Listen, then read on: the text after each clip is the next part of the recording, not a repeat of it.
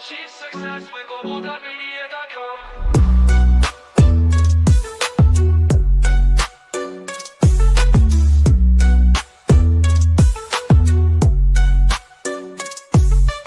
Every step forward is a new beat to your drum. Achieve success with Global.Media.com. Then celebrate it with or without champagne.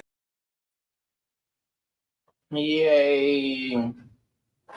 We're back. It's Wednesday. It's been your Authentic Self and Business Day. Welcome, welcome, welcome. I have no idea who's here. Do drop us a comment if you're here so we can welcome you properly. I better look at my LinkedIn page, right? Excellent. Oh, yeah, in the audience, Coach. Michael's in the studio, but it's also in the audience. Coach, wait, no, I sent you a link, I'm sure, to join the studio, no? I did, to one of your WhatsApp numbers. So I'd love to hear your thoughts on the topic today. Of course, everyone, I'd love to hear your thoughts on the topic.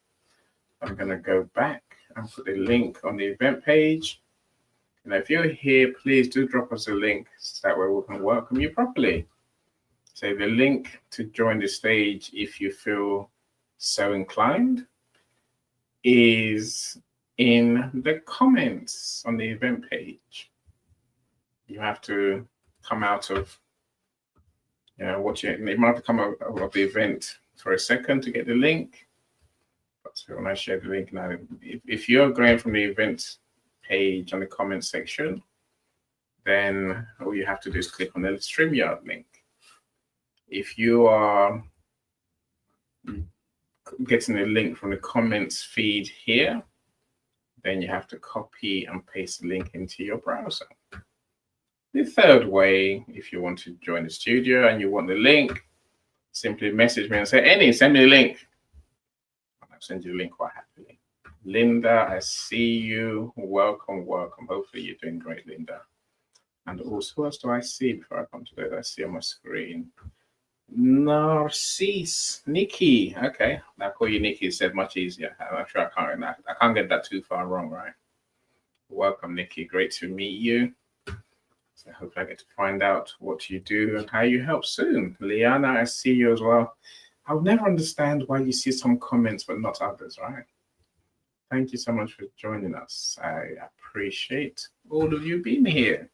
I appreciate you spending your time, which is highly valuable, in one of my events. Well, my signature event.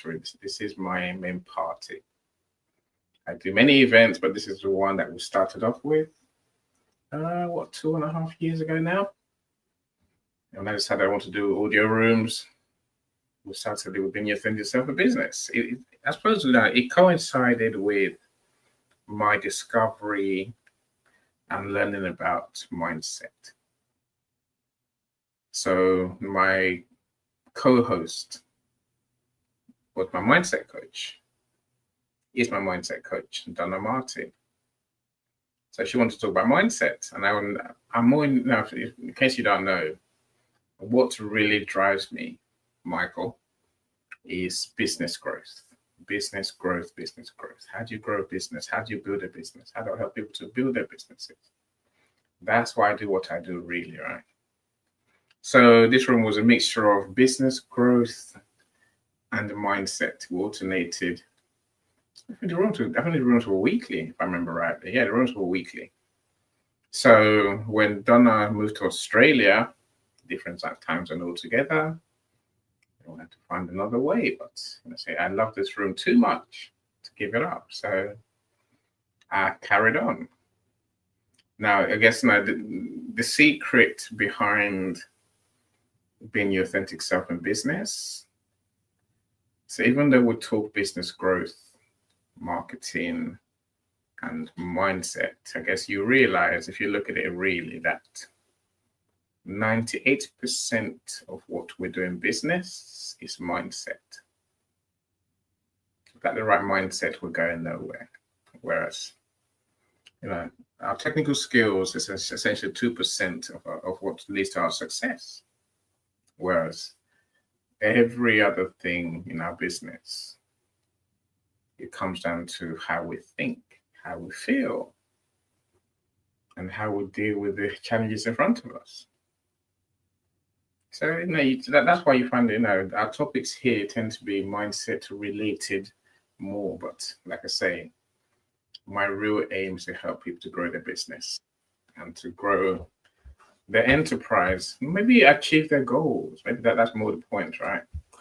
Ibiron K, welcome. Ibiron K is a parenting specialist, and so she's joined our marriage series events last time, and she's gonna join us again on Saturday. That's me and Tulu, where we talk about talk about parenting. I think our conversation this time is around boundaries in your marriage. Where are the boundaries between you, your partner, and the kids? Yay. Coach David, of course, I see you in the studio, so I'm glad you were here, and I'm glad Michael's here. Of course, I'd love some more people to join us. Of course, I would. The link is in the comments. So if you fancy saying what you think, then please do come up and share with us. If you just want to now put your thoughts in the comments, again, I'll take that quite happily.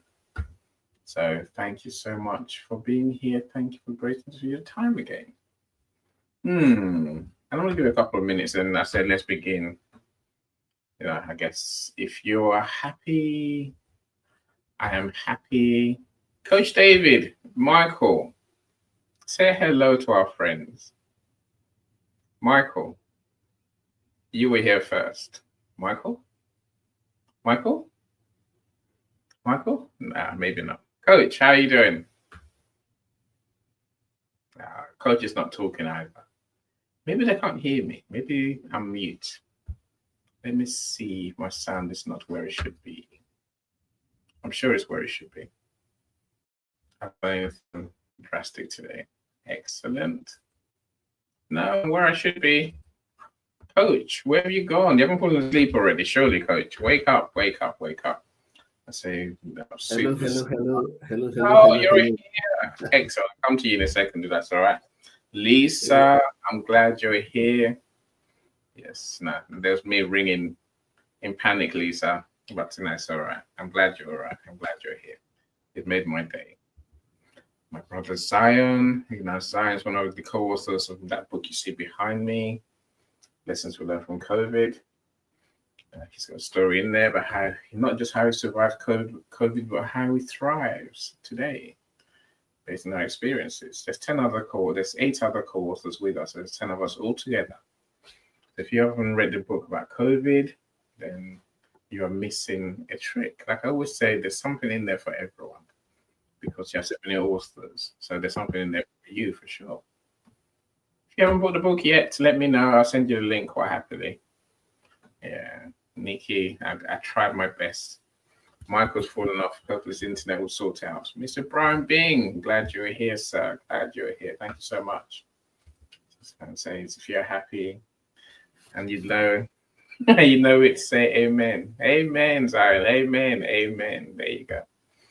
Yeah, I'm always happy. I guess you might know from today's conversation, you might get a handle on why N is the way he is. Yeah, I'll try and paint a picture for you. Cyrus, Mr. Podcaster in Chief, Mr. Audio guy, and Mr. Video guy. If you heard my starting music, you know that we have Cyrus to thank for creating that genius. Now, Cyrus creates other videos as well for people's marketing, amongst other things.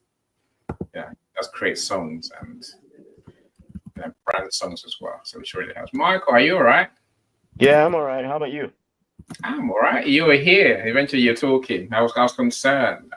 Yeah. Well, I've been talking all this time. Oh, good man. Oh, all that good stuff that you were saying, right?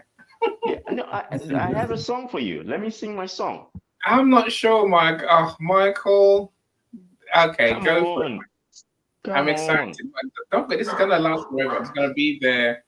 This is gonna be on the internet forever, right? Mm-hmm.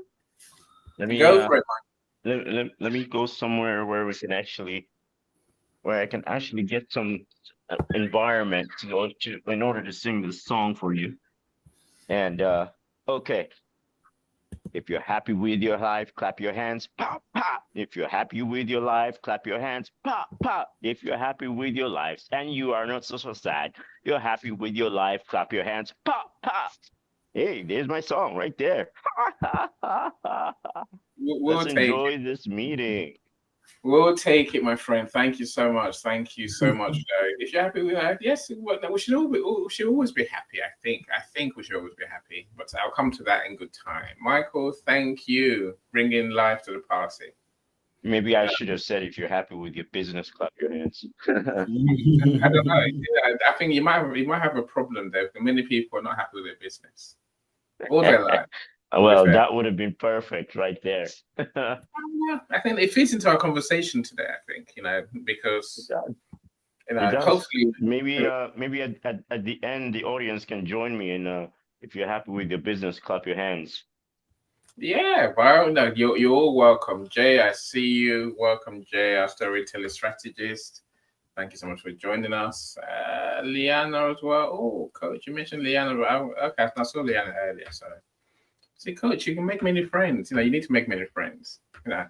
Meet them, find out what they do, see if you can help them, see if they can help you. That's what we need, right? Sarah said, "I'm happy. Thank you for your song." Right. My friends, let me start a conversation, then I'll bring Michael and Coach in. So Cyrus, you can have that song for you. You can have that song. Only if you sing it for him, I guess. Look. Oh yeah, I'll be glad to. I'm told that I have a nice voice, but I'm a terrible singer. I tell you that right now, Cyrus. I'm worse than any.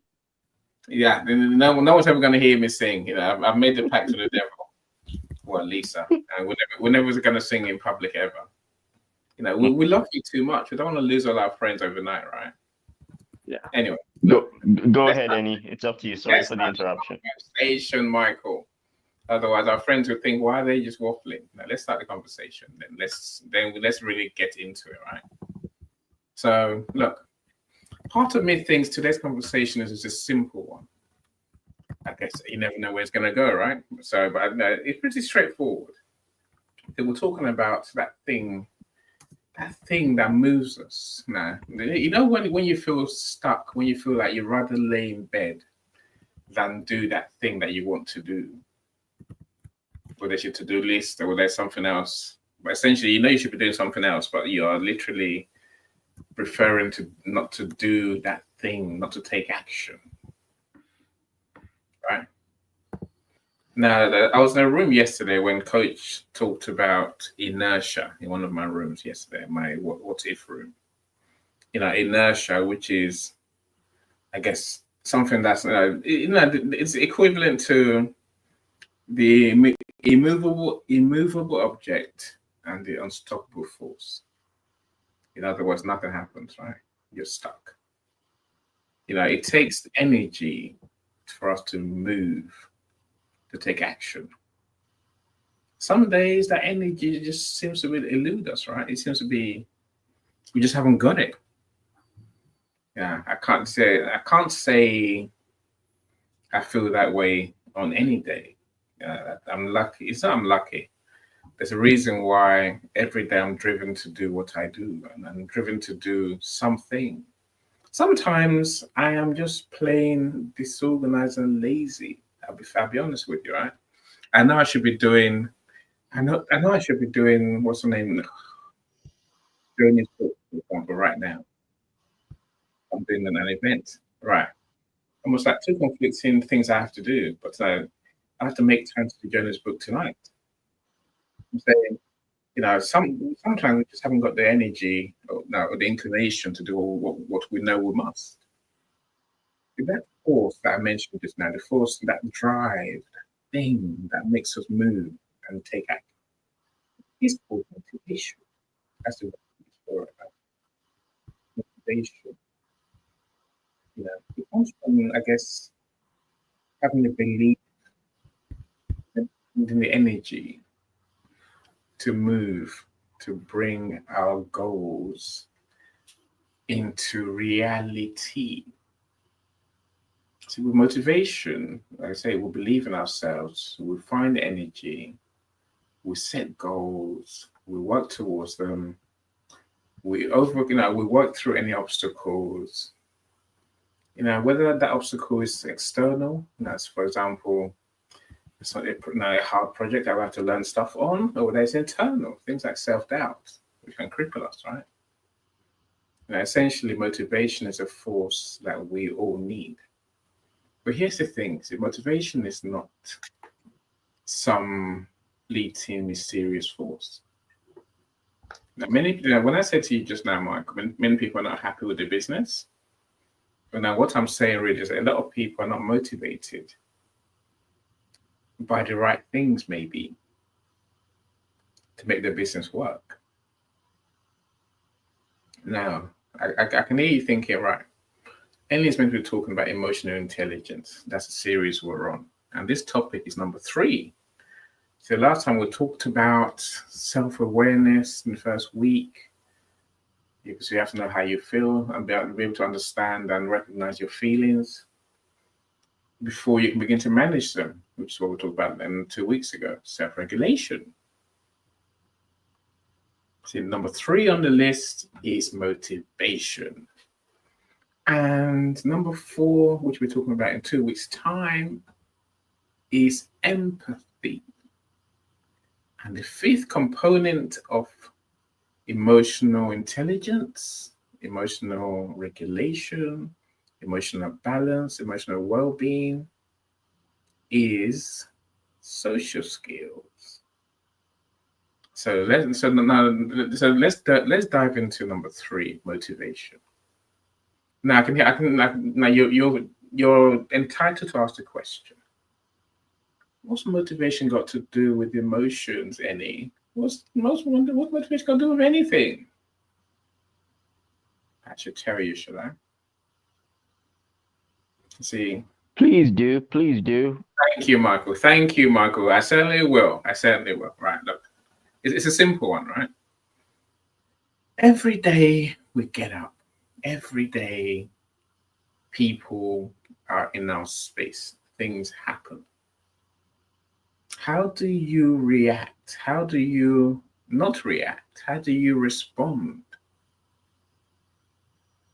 Now, see, without motivation, we have no objective. We have no goal, right? So let's play it through. Annie is a calm person. When anything happens, Annie just goes, I'll deal with that. Maybe Annie responds nicely to people who upset him, right? What is the point?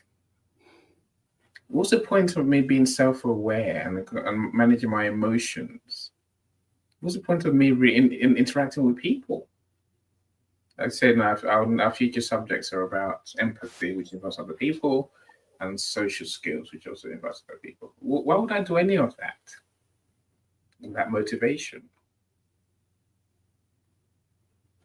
There's no point manage my emotion only to play dead.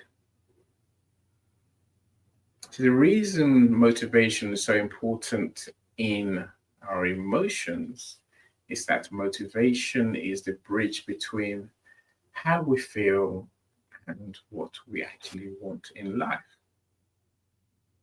And it must be there to drive our actions, our responses. I guess maybe the simplest way I can explain why motivation is so important in our emotions is that every day we must keep our eyes on the prize, my friends. Keep your eyes on the prize.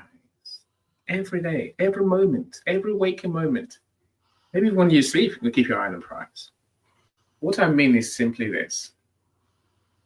My goal, which is the prize, equally your goal, should be what determines how you respond to situations. Achieving your goal is your main mission in life. I'll come to our goals, and I'll come to where motivation comes from in good time, right? But essentially, every day Annie wakes up, Annie thinks, My goal is to publish 10,000 books. My goal is to generate X amount of money from my events. That means helping X number of clients do events, right? And knowing the goal and knowing that I'm driven to achieve it determines how I behave every day. Online, offline, in real life, with friends, with family, with my clients, with potential customers. And again, look, every day we'll have our annoyances. Yesterday, I had to tell someone, look, go away. Leave me the hell alone. Stop DMing me asking dumb questions. Now, that was my choice to respond like that. It's taken me weeks to not to get annoyed and frustrated with him. The reason I responded in that way is because this person, he is totally meaningless in my existence. He has nothing to do with my goal. He can't help me in any way. He's not a customer. He's not a friend.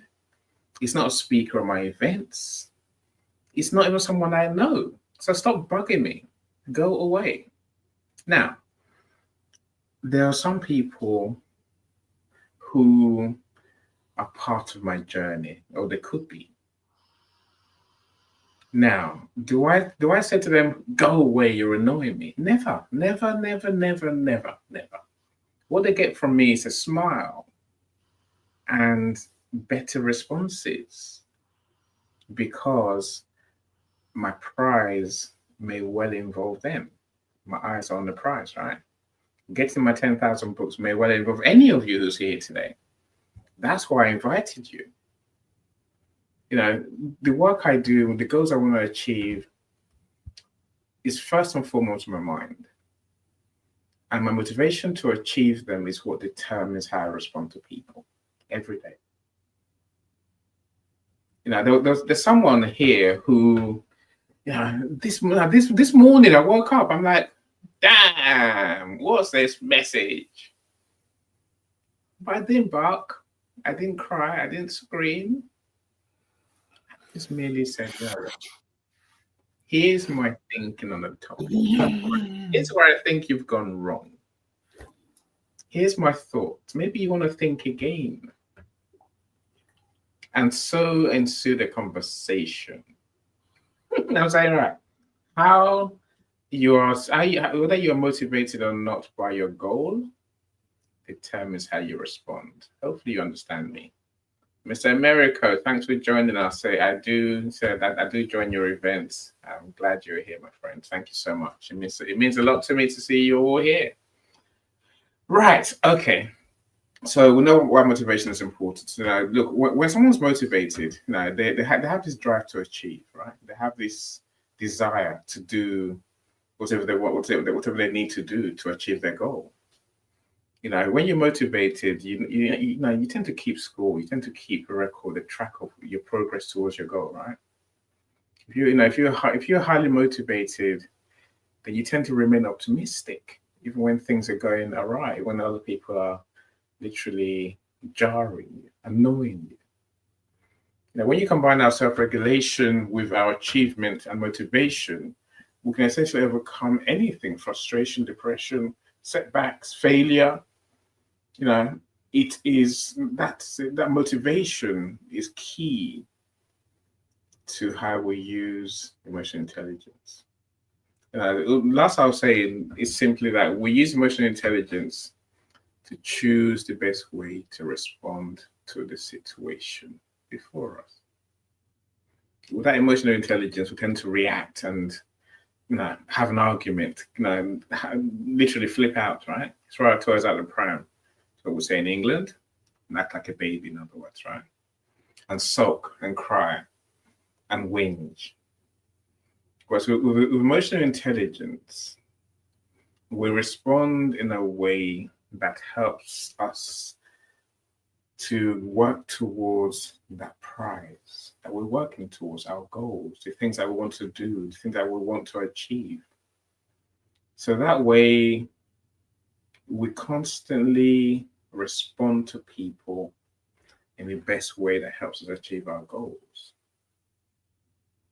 Now, today, I'm going to talk about how do we build motivation? Because it's not a random thing. Like I said, it's not a random phenomenon. Everyone here has motivation. It comes from somewhere, right? Where does it come from? Let's talk about it. How do we build on it? How do we really cultivate it to help us to achieve our goals? Whether that's excel in your career or run a business or even improve our relationships. Now, motivation is a fuel that we need for our actions. Okay. Coach, let me ask you, where does your motivation come from? Thank you so much for that question. That was very strong. Now that question, there's something about words are not meanings. The word where does my motivation come from? Those words. Um, if you're referring to my personal value system, then it comes from the value of wanting to help others, wanting to make life around me better than I met it. If the question where does it come from would mean external things, then maybe the idea that I may get some financial reward from something also allows me to attach value, and then I move. At the end of the day, we're also changing beings, but I think the strongest one is your value system. What you value at the end of the day is what motivates you. That thing that internally gives you a sense of fulfillment, a sense of achievement, or a sense of, it may not be those words, but motivation is tied to value system. There's a particular Bible verse that makes sense to me in this regard. It says, do not cast your pearl before swine. Not because pearl is too good for the swine to have, but the swine has no appreciation for that level of finesse, that level of life. The swine has something else that it loves or it treasures. The only way the swine lives with such things is that the swine or the pig will drop it in mud, and that's not the place of that object. At the same time, thanks to that, Michael, obstacles of that, Michael, good to see you. Sorry, I'm sorry I didn't say hi. And everyone on the call, hi. I'm sorry I dived into the question headlong and straight on. So there must be compatibility between the value system of you and the object of your motivation. If you've not found that compatibility, now there are many techniques of finding that compatibility between that external object and you. If you don't have that compatibility, then we're in trouble. You will struggle through it, but there must be compatibility between that intrinsic internal disposition. It can be your belief system, it can be your value system, it can be what you're attracted to. I mean, in Lagos in those days, I see Michael changing that. That's good, Michael. In Lagos in those days, you have people going long distances under the rain because they got to see a friend or they got to go see something. So I think the stronger key is what is your internal disposition or your internal state of mind, because I have studied the human mind, or what you call the human soul, and especially the seat of our emotions, imaginations, motivation, the unseen part, the subconscious mind, in quote. And at that level, what are the things that drive you? That is what you find energy to do. If you must now do something else that is not within that catchment and still be motivated, you would need to engineer it. You now need to go to self-awareness and then self-regulation, which is where we are now. But you can't regulate what you're not aware about. Just like you can't manage what you don't have visibility of. So that's where you need to get a coach. You need to get someone to help you re-engineer your motivation. But there's something that's very dear to you. You have to find motivation to do it. For you to find motivation to do it, you then have to re-engineer if it's not really your career. Some people argue that it's both ways. And I agree. Some would say, well, if the thing is big enough, it will motivate you. That is true, but big enough is personal interpretation. That phrase big enough is personal interpretation. What is big to you is small to another person. So some people argue it's not internal, it's purely external. It's both ways. If you can travel from where I am right now to central London, you can also travel from London back here. It's the principle of piping. If water flows forward, it can flow backwards. However, at the end of the day, since we are discussing the origin to be motivation, your inner reins must want to do that thing. How do you get yourself to that point? You need to engineer or re-engineer if it's not something that occurs to your natural value system. But the root of motivation is value system, is what you appreciate. It's the mental association you have with something from the inside. If you don't have that mental association, we need to go connect that wire. We need to go and connect that wire inside you, and then we can hope to get a shift in body language. So that's it. That's deep, my friend. That's deep. Very comprehensive. Very comprehensive. Now, hopefully, you listened to what Coach was saying. So I'll come back to that in a second. Michael, what's your take? What drives you, my friend? What drives you? What drives me is life, Annie. Tell us more. Is it within? Is it external? Is it a mixture of both? It's internal. Okay. It's internal, and also, yeah, it is certainly internal, because it's a struggle. I get up in the morning. I'm in pain. I have to overcome that. I have to do a lot of use internal mechanisms in order to get over that. And I have to love it. And I have to enjoy the fact that I'm doing it in order to move forward. I have to take certain actions, in other words, or certain tasks into consideration, and know ahead of time I need to do this in order to resolve this, to resolve this problem. I need to do that in order to get over this. I need to do this so that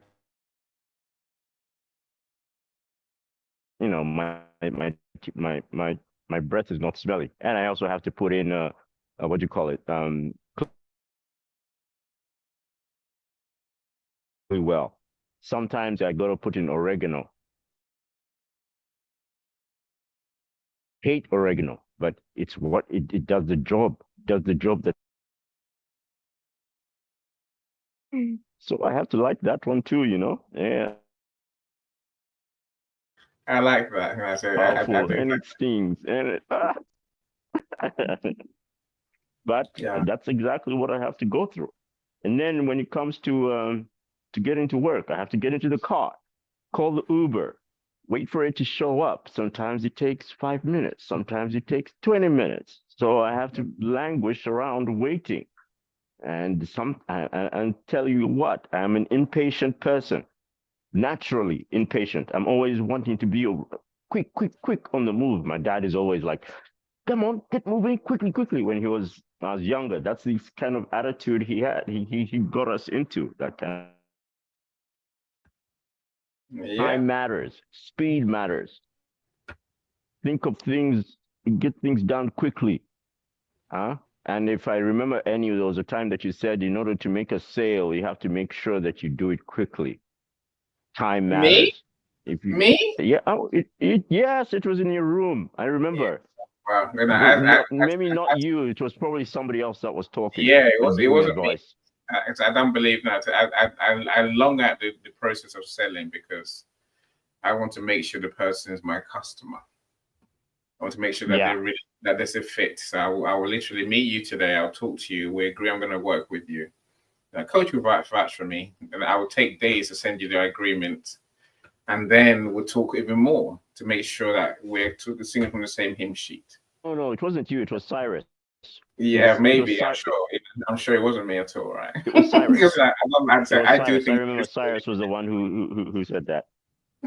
Look. I remember he was telling he was delving into that. So just to let you know, that is it's you enabling yourself to like what you do every day, because you're going to be doing it every day, and you're going to be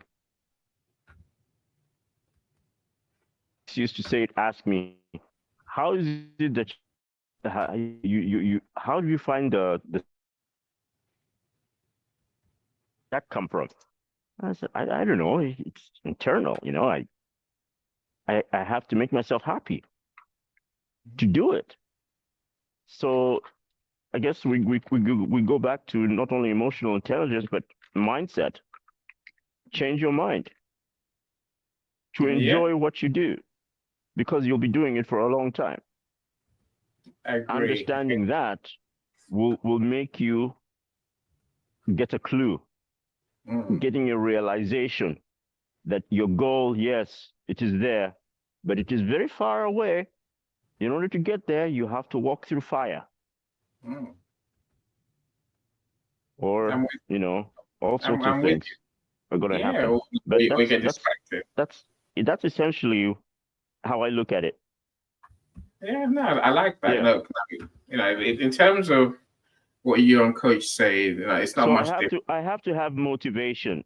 I have to have motivation to get out to do all those things, and to make those things work. So my motivation is, hey, that's my goal. I have to get out there, and I have to like it. The mechanism, the most important part to maintaining your motivation is in the grind. Is in the grind. You have to grind. What is it that they keep on saying? The grit. You have to have the grit.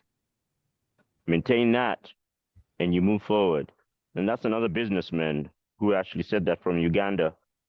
I can't quite remember his name, but he's one of the famous ones there, and he was always pushing that. Grit is what you need, and the grit stands for something. I can't remember what it is, but once I find it, I'll put it down in the notes. Yeah, by all means, please do. Now, the grit is it's everything. It's a wherewithal to do what you have to do. You know, overcome the challenges, think straight, be focused. You know, everything. And also be astute to your environment. You really need to know about it and understand it, and be able to tackle new challenges. Because new challenges will come, and just like this, the new challenges have to come, because otherwise we die. Now, you know that saying, if you're not growing, you're dying. Yeah. You know, that's why we have to keep moving forward. You know, like I say, look, thank you so much, Michael. The difference between you and Coach is simply that, you know, you emphasize more about what can be described as pure intrinsic motivation, internal motivation. Yeah, I like that. Some people have Thank you. Some people, they have that. You know, they will do. Now, many people will do things because they want to do it. That's what. No, they like doing stuff. That's what drives them, right? You know, and they have no intention of a reward. They have no. They want to do it because they want to do it, right? But that's a very small percentage of people. Coach knows this as well. April, welcome. Glad to have you here, April. Thank you so much for joining. The reward system is irrelevant. Yeah, for some, but for most of us, it's not irrelevant. For some, it's just like yeah.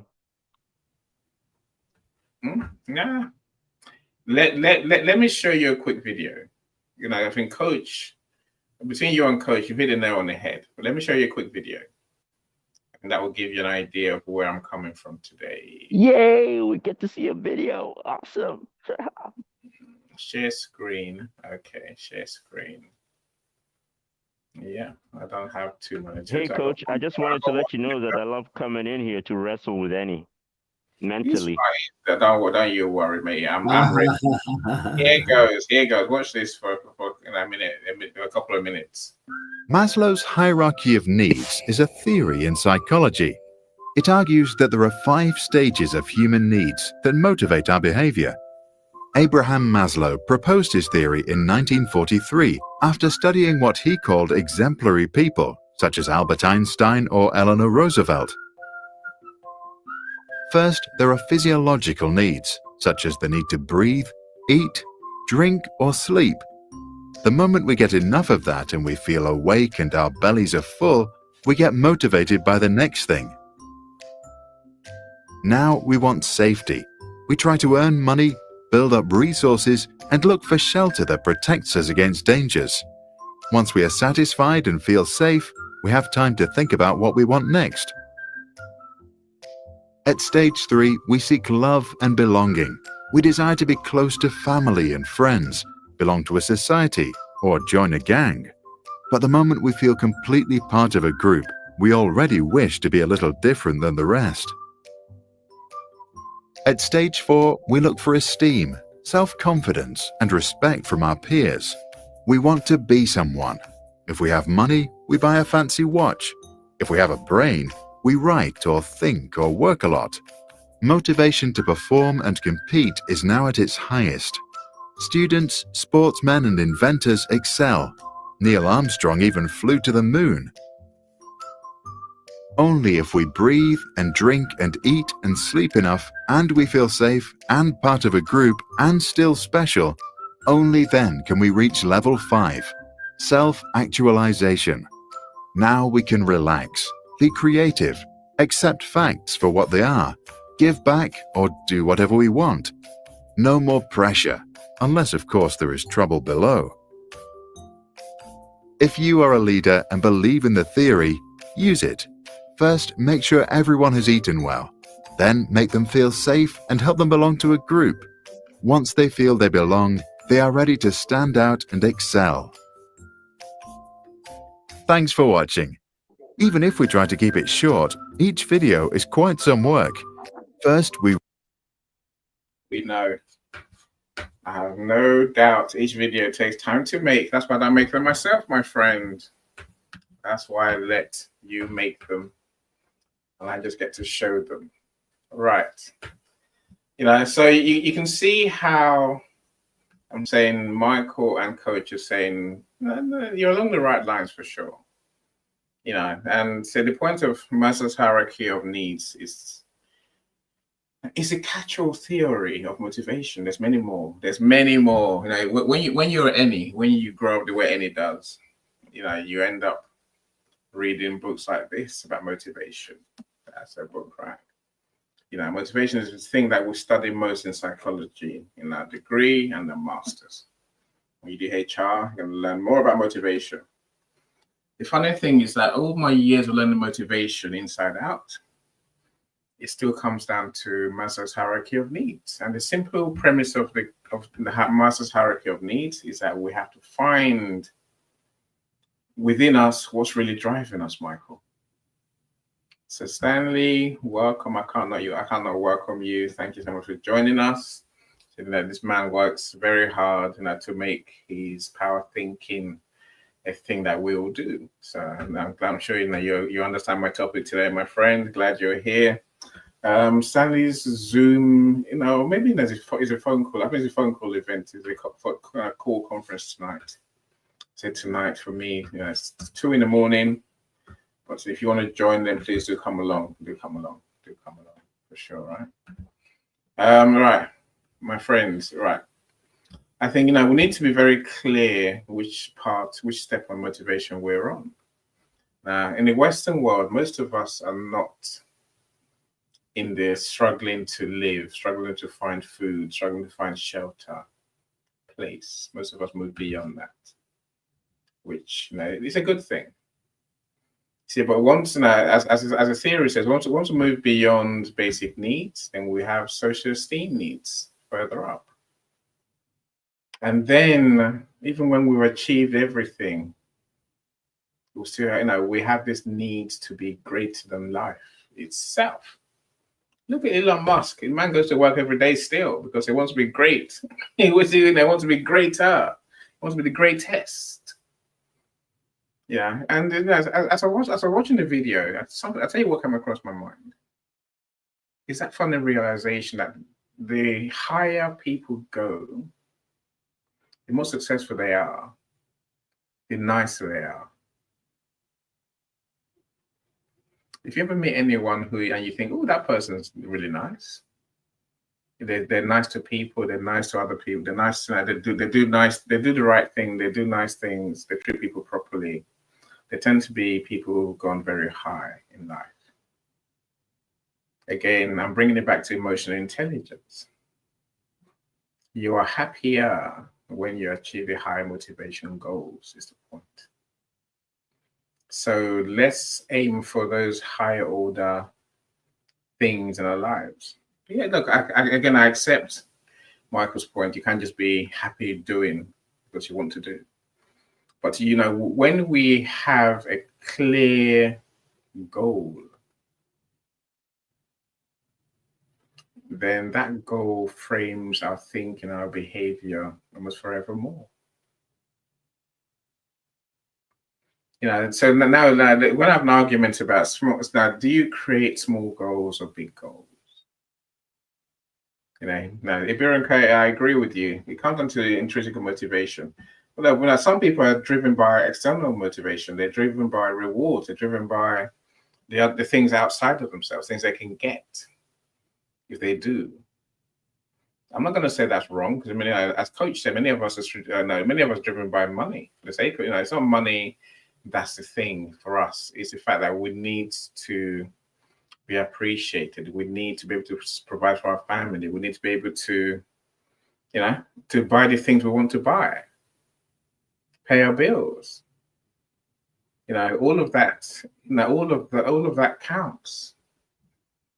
It's only when we can do those things that they will then go towards internal motivation, where we're really driven by our goals for greatness.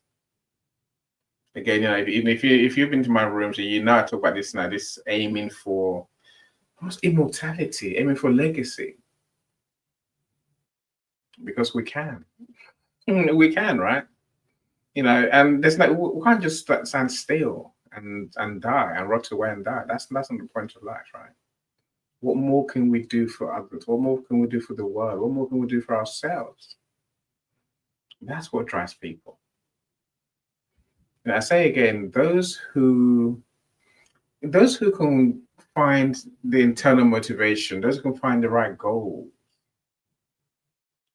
they are the ones who are motivated. They're the ones who develop, emotional intelligence, emotional balance. I said, I say to you, literally, the more successful people are, the nicer they are. It doesn't mean all millionaires are nice, I'm saying, but literally, the more successful you are, the less likely you're going to be easily offended, easily tripped, unless, of course, you're Donald Trump. There's no excuse for a man like that. I leave that alone. But look, finding motivation from within is what you really want to do, right? Because you doing things because they make you feel fulfilled. They make you feel rewarded. Doing things you enjoy, doing things that get you to where you want to get to, my friends, gives you a sense of peace, a sense of accomplishment. Not because someone's going to pay you, because and that's how you. The aspect of external motivation does not lead you to. I can presume does not lead you to peace and happiness. It's only internal motivation that does that, and genuine peace and happiness, not fake peace and happiness. Genuine. Yeah, I agree. Look, external motivation, money, things, whatever that thing, parking space at work, the office with your name on the door. Those things are great for a while. They're great until you get them. That's the weird thing, right? In my business, there's people come to me. Oh, I want to work with you, Annie. Okay, fine. We'll start working together. And and as my employee or as a contractor, call it what you like, right? And then a job comes in, Michael, and the job is done. And then I say to said person, Here is your money that we agreed. So on day one, they were excited, they were motivated, Michael, they were driven. I've done this so many times. I say I don't sack my staff on month one usually. I sack them on month two, month three. Because the money they suddenly realize the money is not as great as they seem to imagine on day one. And once the people realize that the external motivator is no longer there, they literally mentally pack up their bags.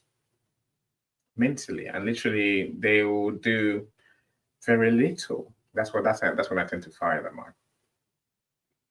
So I'm talking to one of my contractors yesterday. And the switch and bait. Oh. It's not. Well, look, this is what everyone does it. Unless you truly love what you're doing, unless you can find a purpose in what you're doing. External motivators don't work. They will burn out eventually. Worst case, you start resenting your employer, for example. You start resenting the person who's paying you because you don't think the money is enough.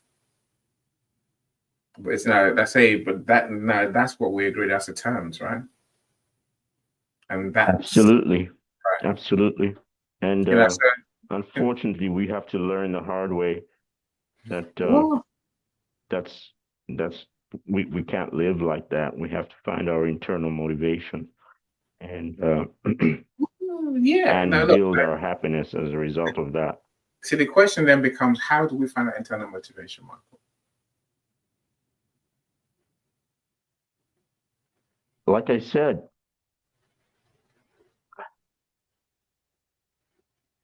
you got to understand the reality of your goal. In what way? In a sense that when someone reached that goal that you wanted to reach, and you go and talk to them, and you ask them, how did you get there? What happened? They will tell you a story that will really make your face go white. Because you didn't know that it required that much work. You didn't know it required that much sacrifice. You didn't know it required that much pain. So you need to know what it's going to take. And then ask yourself, can you get there? Knowing what you know. All right. And then mitigating all the issues that come across, because now you know how to get there. Now you have to figure out how you're going to mitigate it to make it good for you.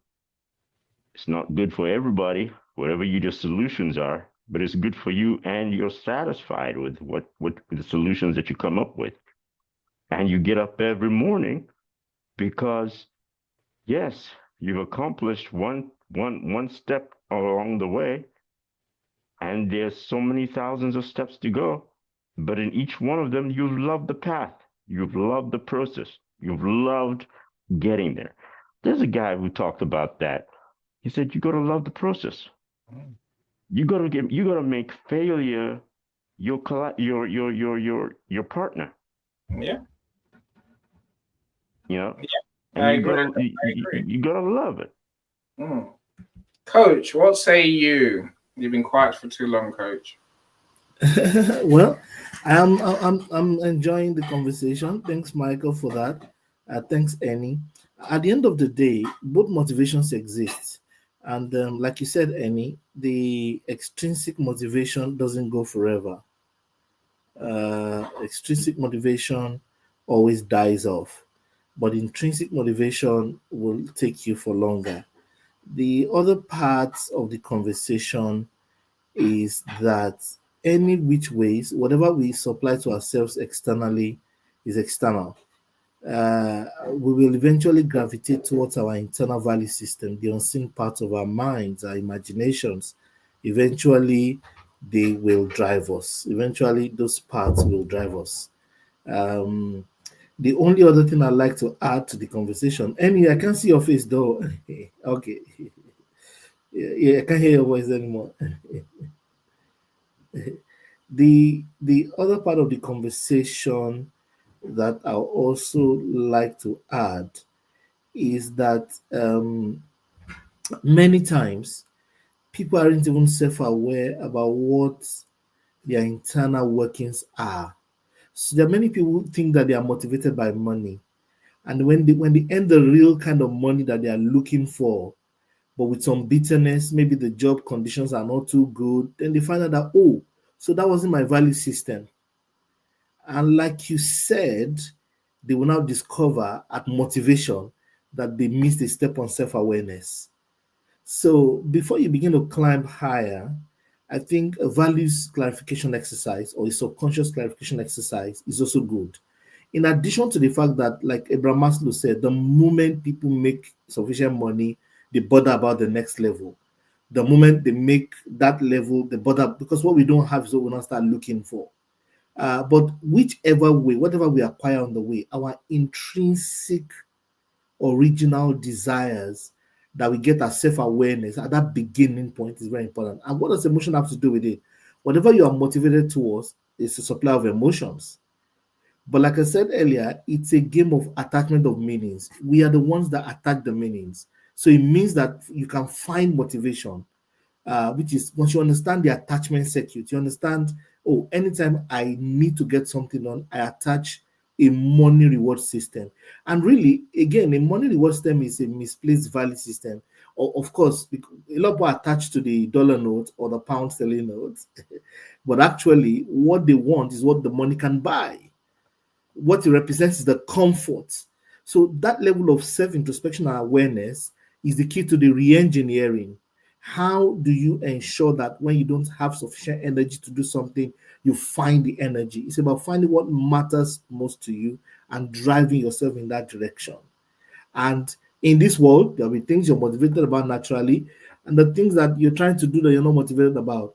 Those who will be most successful will be able to engineer those moments when they are not motivated and get the energy to succeed despite how they feel on the inside. There'll be days you're not feeling too excited, and the days you're feeling very excited. It's important to find motivation on the days you're not feeling excited about something, and that's why you need to understand your own motivation. So that's the point. I'm listening. I'm soaking it in. I'm here. There's anything I'll chat. I'm looking interesting chats. Everyone on the call. I love you guys loads. I will put in my comments in there. Thanks so much for having me again. Thank you. No, please do connect with Coach. I see so Stanley wants to connect with you, so do connect with him. We'll tend to go in the comments afterwards and connect with people in there. Alexis, I've missed you. Where have you been? Glad you're here. Alexis, it's one of my genius editors, and writing coaches. So I'm glad you're here. I really have missed you. I haven't seen you for weeks and months now, maybe months. But I'm glad you're here. Hopefully you will begin to come on stage and share with us as well. Especially in the Book to Business, Alexis. That's on Friday, right? Yeah. Thank you for joining us. Everyone here, you've made my day. Look, Coach, I agree with you. Look, intrinsic motivation, if you can find that thing within you, whatever your personal values are, whatever your personal goals are, I'm saying it starts there. Everything else is almost secondary. As Coach says, if you're at work, it's not your goals. You're achieving someone else's goals. You're achieving the goals that your boss gives you. I'm saying you have to have your own personal goals, your ambitions, the thing that's going to give you a sense of purpose. We talk a lot about why. What's your why? Why do you do anything? You have to tap into that why, and you have to make sure that why is so important to you. It's so huge that, as Michael said, it's going to take you a lifetime to achieve it anyway, and also you're going to expect to have challenges along the way. So Maslow's hierarchy of needs is almost it's a perfect balance between intrinsic and extrinsic motivation. It starts off with extrinsic motivation. So things that we want that we can have in return for what we do. That's physiological safety, money, all those sort of things. Even esteem can be from other people, right? But it's when we get to the higher levels, when we get to the self-actualization, that we really begin to get driven to do what we have to do. That's just how motivation works, right? Now, I say, look, without motivation, like I said earlier, nothing matters. Our emotional regulation doesn't matter. Self-awareness doesn't matter. Having empathy for others doesn't matter at all.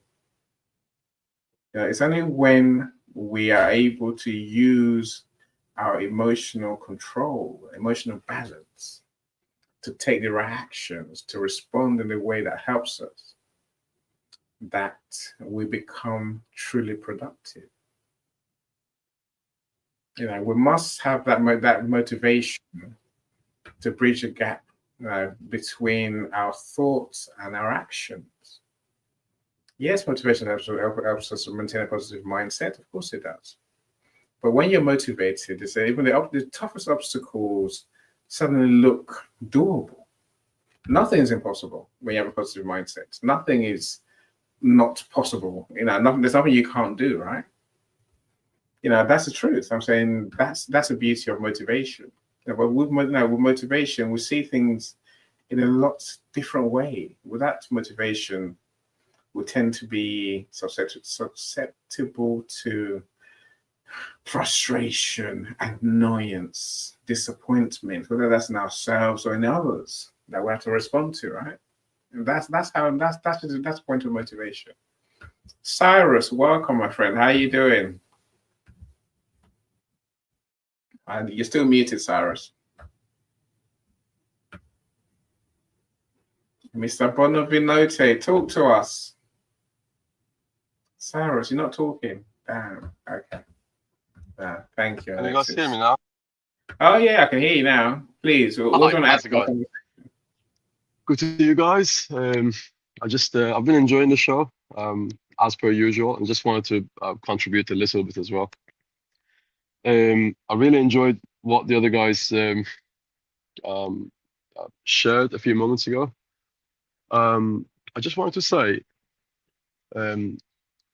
in what I do, I never lose my motivation. I used to be working based upon motivation until I realized you only lose your motivation when you're trying to achieve somebody else's goal, because you need to be incentivized. Okay, so you go to work and they incentivize you. Why? Because you're working for somebody else. They need to incentivize you. Otherwise, you wouldn't go above and beyond, right? But the moment you realize, as soon as you realize you're working for yourself and you're doing it for you, that moment you stop wanting to be incentivized. You will become the incentive. Your actual goals become the incentive. And here's a really good test to find out if you or someone else will achieve their goal within the desired time frame or not. And here's how you can tell. It doesn't matter if you lose your motivation. What really matters is, how long does it take you to get back to the base level from the moment you go below that level and you feel demotivated? How long does it take you to recover? That's my formula for finding out if a brand owner, or if a publisher, or if a podcaster is doing what they're doing for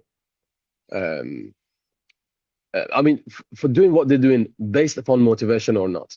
That's the worst kind of basis to be on, being motivated to achieve your goals.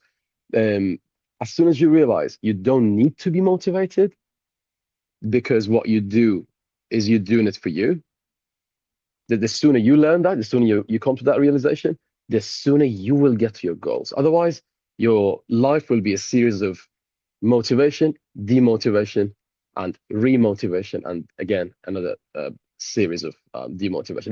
That's the kind of fluctuation you don't need in your path. You want a straight line, as we all know, straight line is a shortest shortcut to achieve a goal and achieve an objective. I am open to suggestions. I am human. At the end of the day, I don't make mistakes. What I'm saying here is what I think. Please correct me if I'm wrong, and I stand corrected if I am wrong. Good talking to you guys. Thank you, Bonavoy. I hope I got that correctly. Bonavoy, thank you so much. That's very, very, very, very spot on from many directions. At the end of the day, when you have your own inner reign and your own ideas you're working on, it gives you the kicking off. Although there comes a time, even if it's your idea, there comes a time, and you actually said that you calibrated the level. There is a level that suggests to me that you're very self-aware. That means that you've put your motivation on the scale of 1 to 10, and you're someone that always marks it. I can hear that in the conversation. But there also comes a time in life when there are things you have to do that you have to do, but you're looking for the energy for it. So you either have to have your own meta program. Is it for me? Is it good for me? Does it serve me? So that's again self-awareness. So your own meta program is powerful. But there are people who have not even discovered their meta programming. There are people who are not even at that level of self-awareness, and will shock you. They're the larger society and larger amount of persons that we have. So how do you ensure that you stay motivated? I think I'm picking from you an answer, which is find your meta model, find your own why, and the model. Beyond the why, there is a model inside the why. Find that why and revert and convert it into a program, convert it into thoughts, feelings, emotions, imaginations, mental pictures, perspectives, and paradigms. Find the words, write the programs, run the program in your mind morning and evening, and you'll be fine. When you see your reservoir is down, redo the program. Some people will do confessions, some will go watch a certain movie, some will save movie clips based on your type of neural wiring.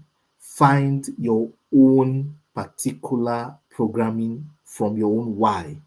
And when you do that, boom, you achieve motivation. So thanks for that. I found that very useful. Thank you so much. Thank you, Coach, as well. Now, Cyrus, brilliant, says Alexis. I agree with you, Alexis. Look, I'm always fascinated when my friends agree, but it's like you're stealing the words out of my mouth before I get to say it. But that's fine. That's fine. I say that. Thank you. Look, I think the point Cyrus and Coach are making is that motivation is based on working out what truly matters to you at a deep level. What is it that Coach, when you say people don't know, people are not self-aware, I think it comes down to the fact that people don't set big enough goals. They don't know what their goals are. People we need to be able to work out what truly is that thing inside us. What's our emotional needs? What are we really needing? What are we working towards? Yep. Now, the reason go on, please carry on. Sorry about that. You're very correct. Now, there are many goal setting classes, and there's not enough goals being made. I agree. There is and one of the reasons is because of goal congruence. People set goals at the surface. That is not. There are about five parts of your being that must align with your goal. There is the subconscious mind. The subconscious mind must support the goal. The subconscious mind must want the goal, must not self-sabotage. The second part, so part of that is believing that you can and you will. Thank you. There's a belief system. That's second one. Thank you. That's so there's the goal, there's a subconscious mind, whether I want it, there is your belief system, there is your environment on the outside that you have defined as important. That's number 4, alignment factor. The 5th alignment factor is your general well-being and the laws of the society. If those things are not in congruence, you will have a goals disjoint, and at some point it's going to become a New Year resolution that never leaves beyond March. So that goal setting error plays out to the point you're making any, and that's very brilliant that you could even post it and identify that one. It's a big problem. Many people have goals setting, but the goals are not set. Set means that you have arranged and aligned them. Goal setting is a set. It's a set, a group of items that you must turn to the goalify moment. And the other thing I've not added is what will be the mark that you have achieved it, and whether that mark is sufficient to make you happy enough. If any of these things we described are in this array, you don't have a goal. You have a desire, you have a want, you have a whim, you have something exciting you, but not a goal that's worthy. You have a wish, right? A wish is no good. Thank you. You wish. Sometimes. Yeah, and you can get your wish. Yeah, that's it. And you can get your wish, and then you are sad. Like the joke, never lean against the ladder of success, finding out that you're leaning against, that it was against the wrong wall. Before you start climbing, make sure that the ladder you want to climb is against the right wall. So the key here is that we have to put, thank you, Alexis. Good to see you. I was going to type in the chat, say hello, Alexis. Thank you, everyone. Shola, Prickcroft, everyone, Jeremy, Charito, and Chris. Brilliant point again. So anyhow, I'll yield the mic to you now. But the bigger point I was making is that a lot of us who would need, and I'm sorry I'm saying this, who would need some personal introspective exercise, starting from self-awareness, self-acceptance, self-identification, self-esteem, and self-engineering. We need to go back to that point and be clear about who we are and what's in alignment. Then building on top of that is the point we're now making, which is what do we really want and how do we ensure that what we want is what we want. You don't want to get something and then a few months down the line, you are sad that you have it. Then people who've gotten very rich and they are now very sad or very ill. They will rather go back to when there was no money because it was the wrong goal for them, the way they went about it. Anyway, thank you, everyone.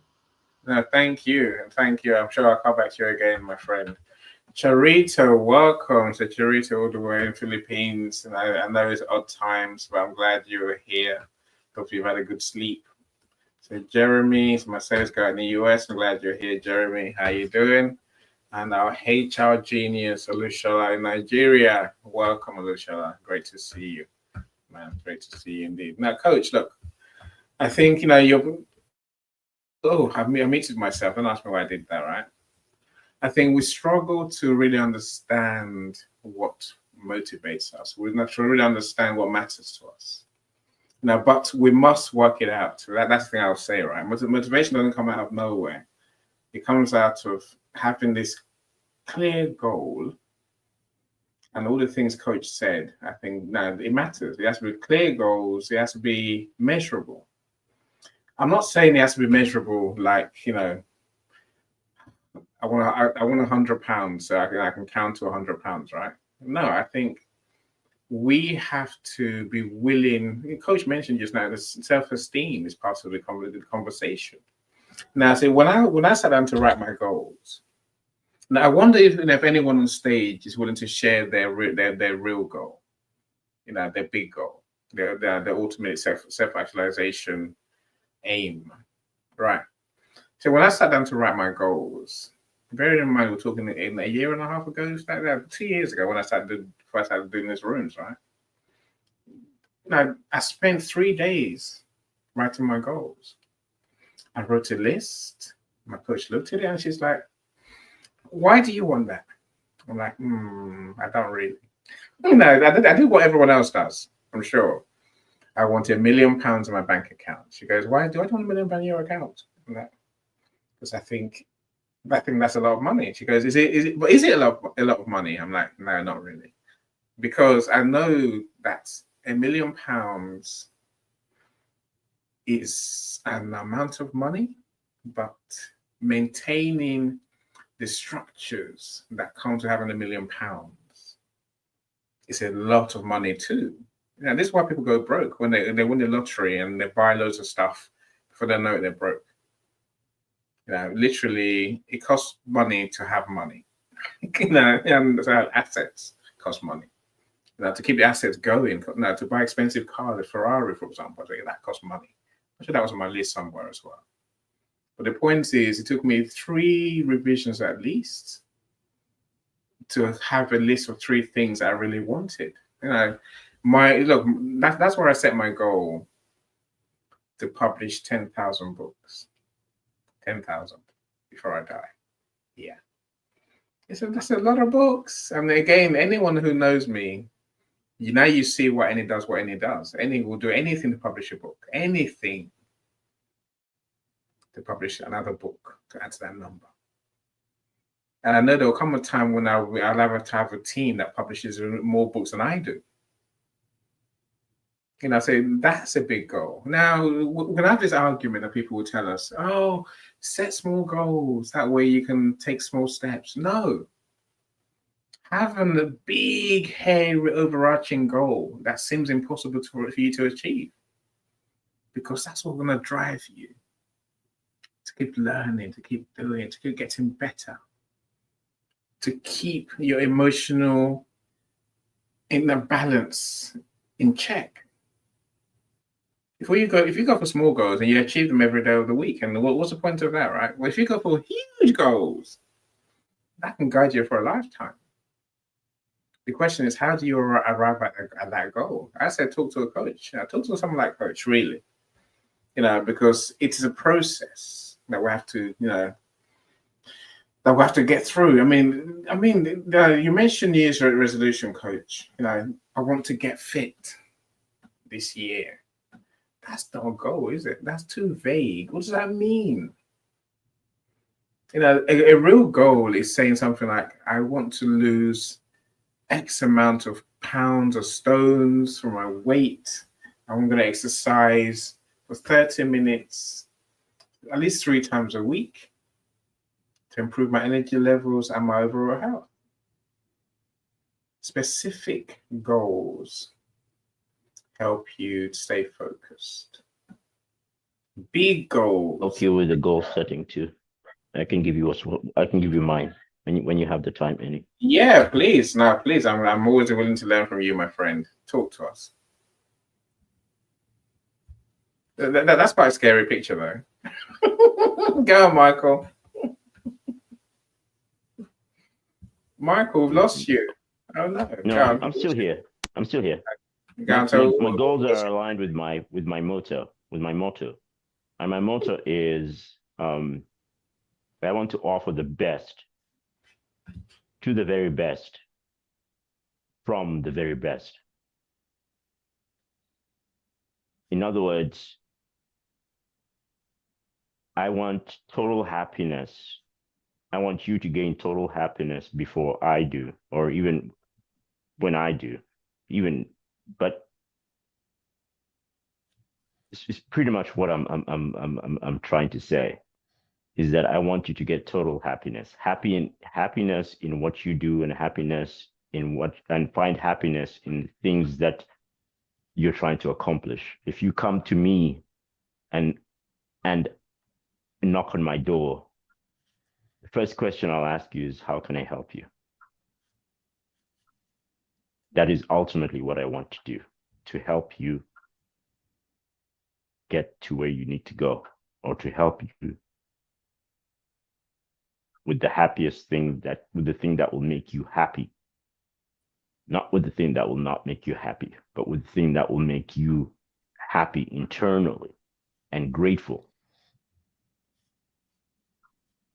That's my motivation.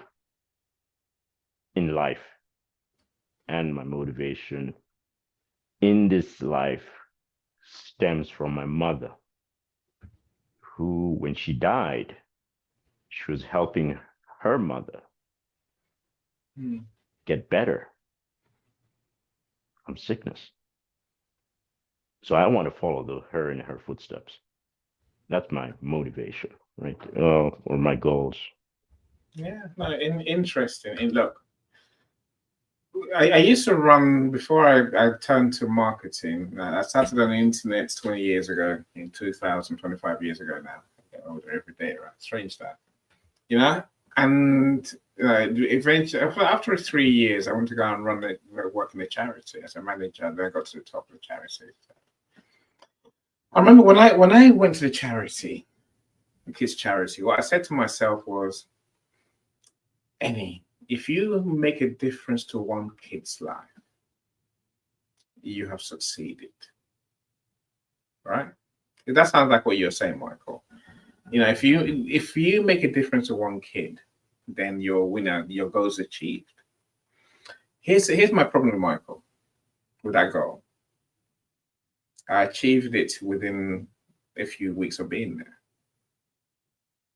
Right? And then I realized maybe I should have said how many kids I want to help. Maybe I should have said how I want to help them. You have to be very specific, Michael, is what I'm saying to you. Very specific. Measurable means there's a number. There's parameters. I understand that. Of what I want to achieve, right? You know, otherwise. And my parameter is infinite. No, I'm saying no, but there's no number. Yours is infinite. Yours could also be achieved by one. Yes, indeed. But you don't find one person in this world. Yeah, but once you've helped in this universe, what makes you want to help the other? I'm saying, give yourself a number. It's my motto.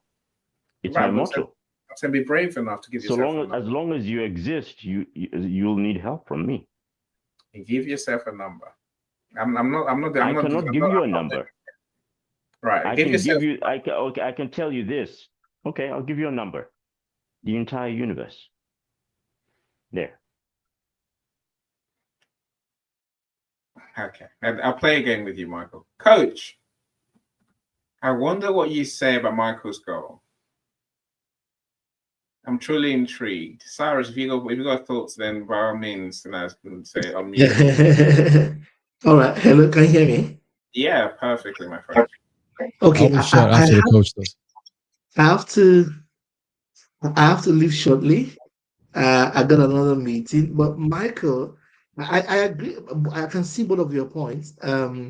What Michael is saying is that he's at the point where he's still within the energy of the goal. And I can feel the energy of the goal, which is that I want to make you happy. Tons of happiness. That's an emotional power right there. That's very huge. He wants to be a joy giver, and I can say I've experienced that with Michael. Although what Annie's saying is that there is a need to put a number, then the mission gets clearer. But you see, in life, we all go through different phases, and I believe my thinking. Hello, someone is speaking.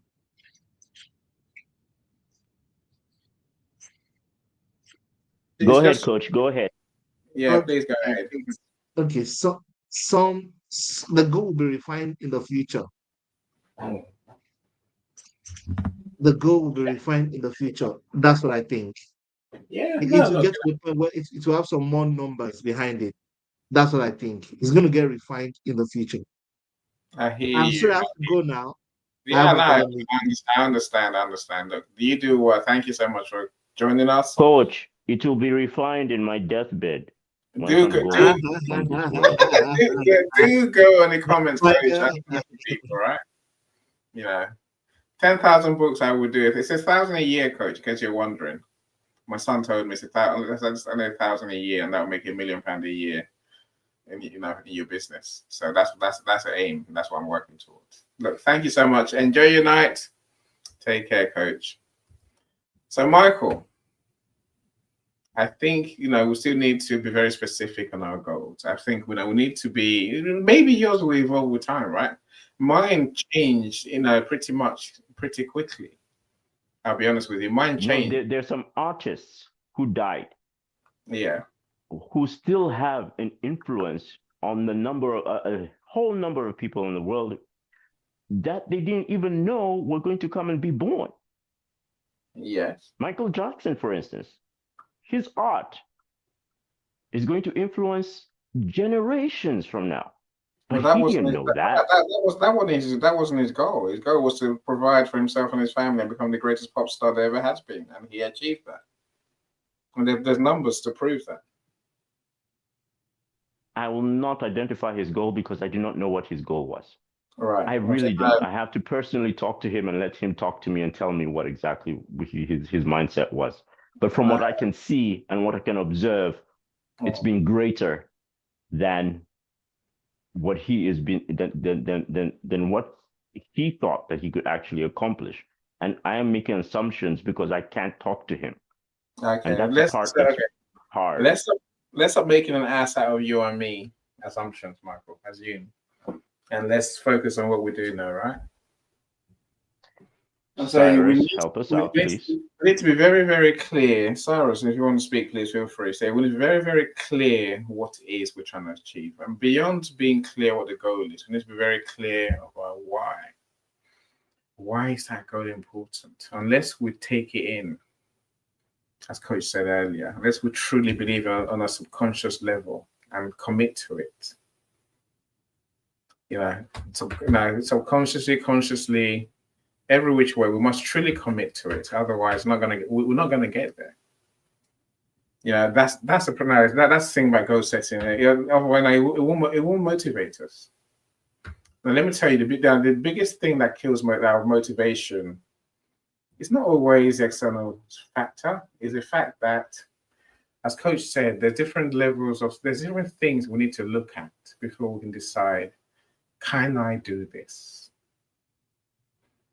If any of the 5 steps that he mentioned tell us, no, you can't do this, if I ever thought I can't publish 10,000 books, I would be defeated already and I'll give it up.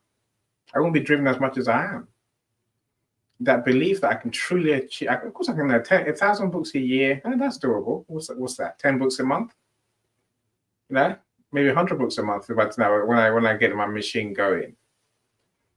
So at the moment, I've got a number that I'm on a month. It's a lot more than it was last year. I tell you that for nothing. I'm saying that's how you achieve these goals. Now you can break the big goals into smaller steps, but don't be afraid to set yourself a world-changing goal. Don't just do a random goal. Put a number on it. Cyrus, what's your take? What's your goal? I'm curious. Can you hear me? Yeah, loud and clear, my friend, loud and clear. Yeah, sure. So first, I wanted to thank Michael for giving us this opportunity to address a problem that many of us have, and I still have that problem sometimes, and but it's on and off. So I'm gonna invite Michael to use his imagination and step into my world for a few moments. Is that okay, Michael? I love your words, Cyrus. Please allow me to step in. So you are my friend, and I'm inviting you into my world for a few moments, right? So I was gonna say, let's say it's I'm inviting you to a wedding, and I just tell you, Michael, I'm inviting you to a wedding. You can invite other people as well. So what questions are you going to ask me about this wedding?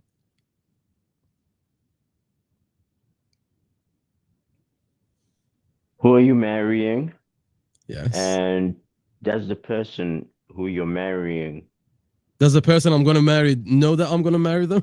No, that's not a question. I'm joking. No, it's not. It's not that. Does the person who you're marrying know that you've invited me and that you're going to allow me to invite other people? What else do you want to know? Remember, you can invite people. You can bring people with you. What are you going to ask me about them? The limits. Yes. What is the limit? How many? Yeah, how many can I bring with me? Yeah. So, what else do you need to know? The address, maybe? The location, yes. Where you're The gonna, location, where it's going to be. And when it's gonna be? When, time. Yeah, exactly. I would assume that the invitation would have that information. Yes. Are you going to send out formal invitations so that I can pass out those formal invitations to other people? You are going to go and get involved in someone else's goal, and you're asking for a lot of information. How is it that you're not answering those questions when it comes to your own goals? So if I tell you, come to my wedding, right? And I'm not telling you when it is or where it is.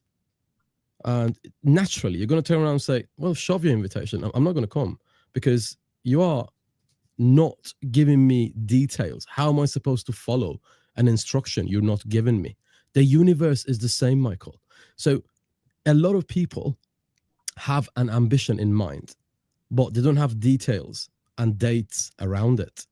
And that is not a goal. Okay. So what I'm going to share with you is the goal is not to have a goal. The goal is to have a plan to achieve that goal. And that's something that the industry doesn't tell you. The industry tells you, oh yeah, have a goal and be positive minded. Yeah, that's beautiful.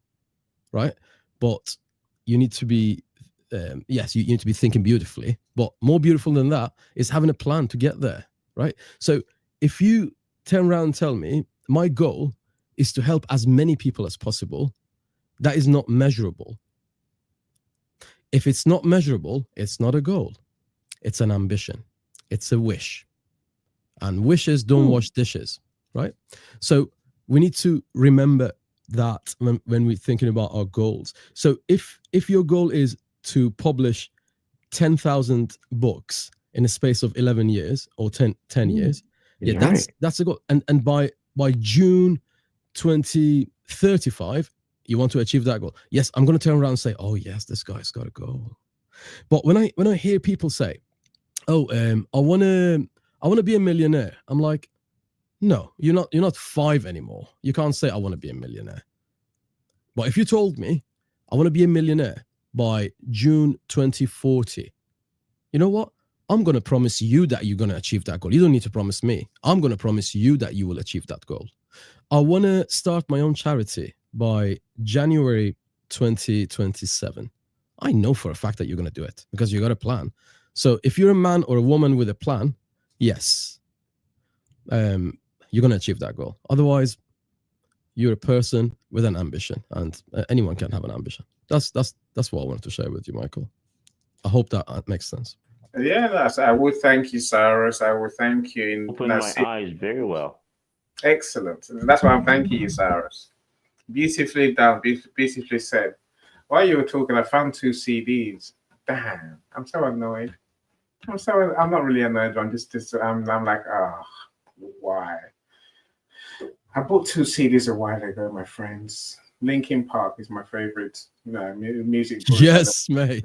I love Linkin Park. So I bought 4 CDs, right? They went in the car. Then, again, anyone knows me. My car crashed I crashed the car. Someone crashed into me, more like, in November. And my new car hasn't got a CD player. What the hell am I meant to do? Oh, that is so annoying. I've got all the songs on Spotify, so maybe I can relax about that. I've got 2 CDs, brand new. I just opened to see. I'm like, wow, what's that? That's even better. That's even better. I'm not saying it's a good thing you crashed the car. what I'm saying is, it's a good thing I crashed the car. Happy upgrading, my brother. I think that's what happened. Look, if you're on my YouTube, please like today's video, comment, and also subscribe and watch other videos, please, please, You know, please. I love Annie, my you know what I was thinking when Michael was doing his share, right? I was thinking I wrote a song not so long ago, right? It's about turning the world into a better place by simply recycling. You know, sometimes you don't have to be an inventor. Sometimes you have to be the clever dude or clever girl who makes a keychain out of a wine bottle, a wine cork, right? And then you've turned the world into a better place. You took your step forward, right? You started the movement. You've created something out of, I'm not going to say out of nothing, but you've created something better out of something ordinary. That in itself is an invention. Can I play that song for you guys? Of course you can. Of course you can. Let me, address Alexis' comments. Sure. I think it's brilliant because it's part of my thing today. YouTube name URL. Oh, Alexis, I tell you, I'm always glad to do that, right? YouTube channel. Let me find it quick. Yeah, in his YouTube channel. 1 second, Cyrus. Right. So Alexis is talking about breaking your goal down to manageable chunks. I agree. I totally agree. We need to. I'm not. See, but part of me believes, Cyrus, that we must keep the big goal in mind, right? I guess much like you just did with Michael. I think for me, I look at it almost like going somewhere. I'm going to my sisters because I commit to seeing my sisters at least once a year. But now one is down the road, 200 miles down the road. I'm saying that's a day. That's not even a day trip, right? The other one is more like 600 miles away in Milton Keynes, right? So so I will normally set my big goal. I'm going to go to see them at least once a year, right? And then, but on the day I'm actually going to travel, I will plan my route in smaller steps. I'm going to go to the M20, A30 is where we start in Cornwall normally. And then I should make my way there. Go down the M5, go down, and sat-nav will get me there in the end. I'm saying we need to break down our goals, yes, but ultimately, I think when you have your big goal in mind, my friends, it frames your outlook for almost for life. Right. Now, here's what I mean. By knowing I want to publish 10,000 books, Michael, no one is off my radar for my niceness. Alexis, I just sent you the link to my YouTube. Please feel free. Do like, comment, all that stuff, right? If anyone else wants to go to my YouTube channel, you feel free. So you're more than welcome. Copy and paste the link into your browser, and you should be there. And the live show should be there on the homepage, right? Right. My friends, I'm saying when you bear your big goal in mind, you almost become a different person because that big goal makes you realize the touch points on your journey. It makes you realize the emotional control you need in all situations, every situation, not just some. When you choose to swat someone off, even when you choose to give someone the finger because they drive badly around, in front of you, around you, past you. I'm saying when you got your big goal in mind, you don't do things like that. I don't anyway, because I know that whoever I talk to could be part of my journey. The problem with having small goals is that you think short term, you think smaller, whereas we need to think bigger and realize that our emotions today could come back to bite us tomorrow. Whereas the choices we make today, if we react. You want a link for the studio, Alexis? I'll happily share the link. So, okay, I'll send you the StreamYard link. So I'm more than happy for you to join us, please. So there's the StreamYard links. I think they're going to your LinkedIn DM, Alexis. So they check your LinkedIn DM, and then hopefully you join us in the studio. All right. I'm saying let's not be scared to set that big goal. Now, Michael's big goal, it's definitely, it's doable. It's there, right? I'm saying let's learn to say it out loud. Tell ourselves, convince ourselves that we can do this. And then every action we take from here on in is going to be aimed at achieving that goal. Again, Cyrus said so beautifully, we need to be specific, put a number on it, put a date and time. Be clear when you're going to say to yourself, yes, I'm getting there. That's the point of the numbers. It's not, the numbers, so we may get there, we may get, if you aim for the moon, you may get to the stars, right? Are you disappointed? Maybe, but most people will be quite happy with that. Let's not let setting big goals be a scary experience. I live in a world where everyone's saying, no, start small. Don't upset yourself. No. Motivate yourself. See how you can really change the world. See how you can really change your world. And then go for it. Dare to go for it. Dare to dream. Dare to do is what I always say. Dare to dream. Dare to do. I truly mean that. Look, I'll come back to my list, my steps to build motivation. Set your goals, my friends. Find your why. How's that goal going to change your life, change other people's lives? Break the goals into manageable steps that you can comprehend. And celebrate your progress towards the goals, my friends. Celebrate every little step you take. Celebrate. You can only do the celebration if you know the specific goal you're aiming for.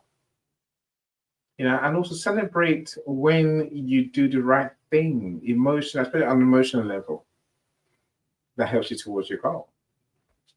When someone who is totally jarring crosses your path, but you control yourself, and maybe you turn them into a friend, celebrate that too. Give yourself a treat. I'd say that I celebrate myself every day. And on the journey, celebrate how far you've come from when you started this journey. Cyrus said he's going to create a book and about his wine, this Bonaventure wine company, and then he says he's going to do podcasts. He's going to do it, and you can see it for yourself, my friends. He's taking steps every day towards this wine company. Not because he's mad, but and these steps do matter. They really do. They are what's going to make him happy in the end. And so every step he takes, I hope he's celebrating and saying, "Yeah, I did that."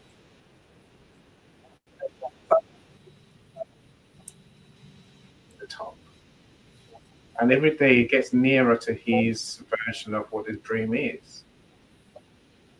Cyrus, well done you. So I'll come back to you in a second. I do want to welcome Alexis. Alexis, welcome. Thank you so much for joining us. You made my day again. How you doing, Alexis?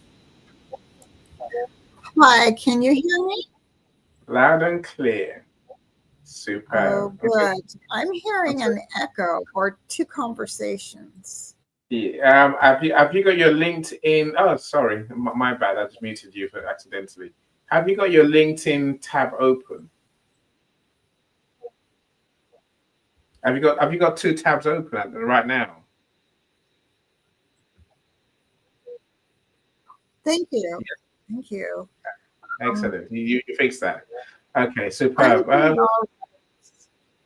How are you doing? And how's life going?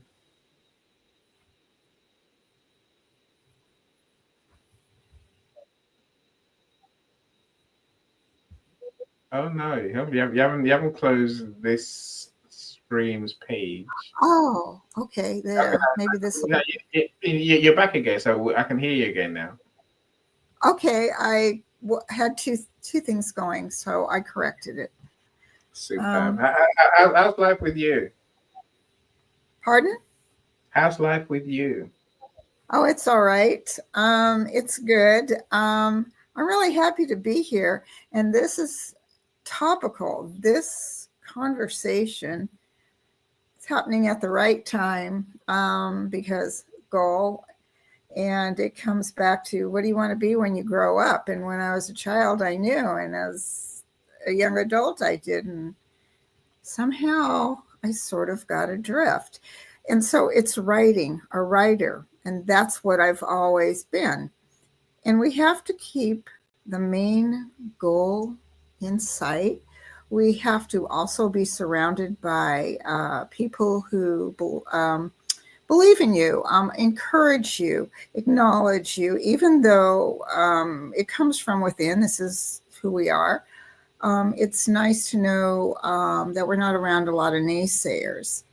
And that's one of the things. But my theory and how I achieved successes was to keep the goal in mind, but to focus on the steps. You break it down into steps, focus on the steps, and there's always planning. I do a basic planning overall, and then I like to focus on the here and now and what I need to accomplish there. And then as certain things pop up, it's not too overwhelming. Sometimes it's frustrating, but yes, this is really good. And I'm feeling amazing because I haven't really spoke in a while on one of these lives. So it's good. And I saw a couple of familiar names. So that's really exciting too.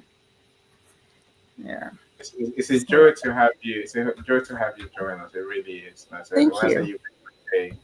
I really do think it's amazing. You know, this is where we are now, Alexis. I say the days of audio are gone. Yeah, well, we're here. We're here, right? I'm here. Yeah. We're here. And there's benefits. There's benefits to this medium. So, you know, seeing people, I think, feels better than audio was. Audio was good. Don't get me wrong. Yeah, I will forever preach the benefit of audio. But having the recordings, Alexis, is a good thing. And sometimes seeing people gives you a better conversation. You know, and I don't know whether you've noticed, people in the comments are much more active than they used to be in the audio rooms. There was no comment feed there, was there?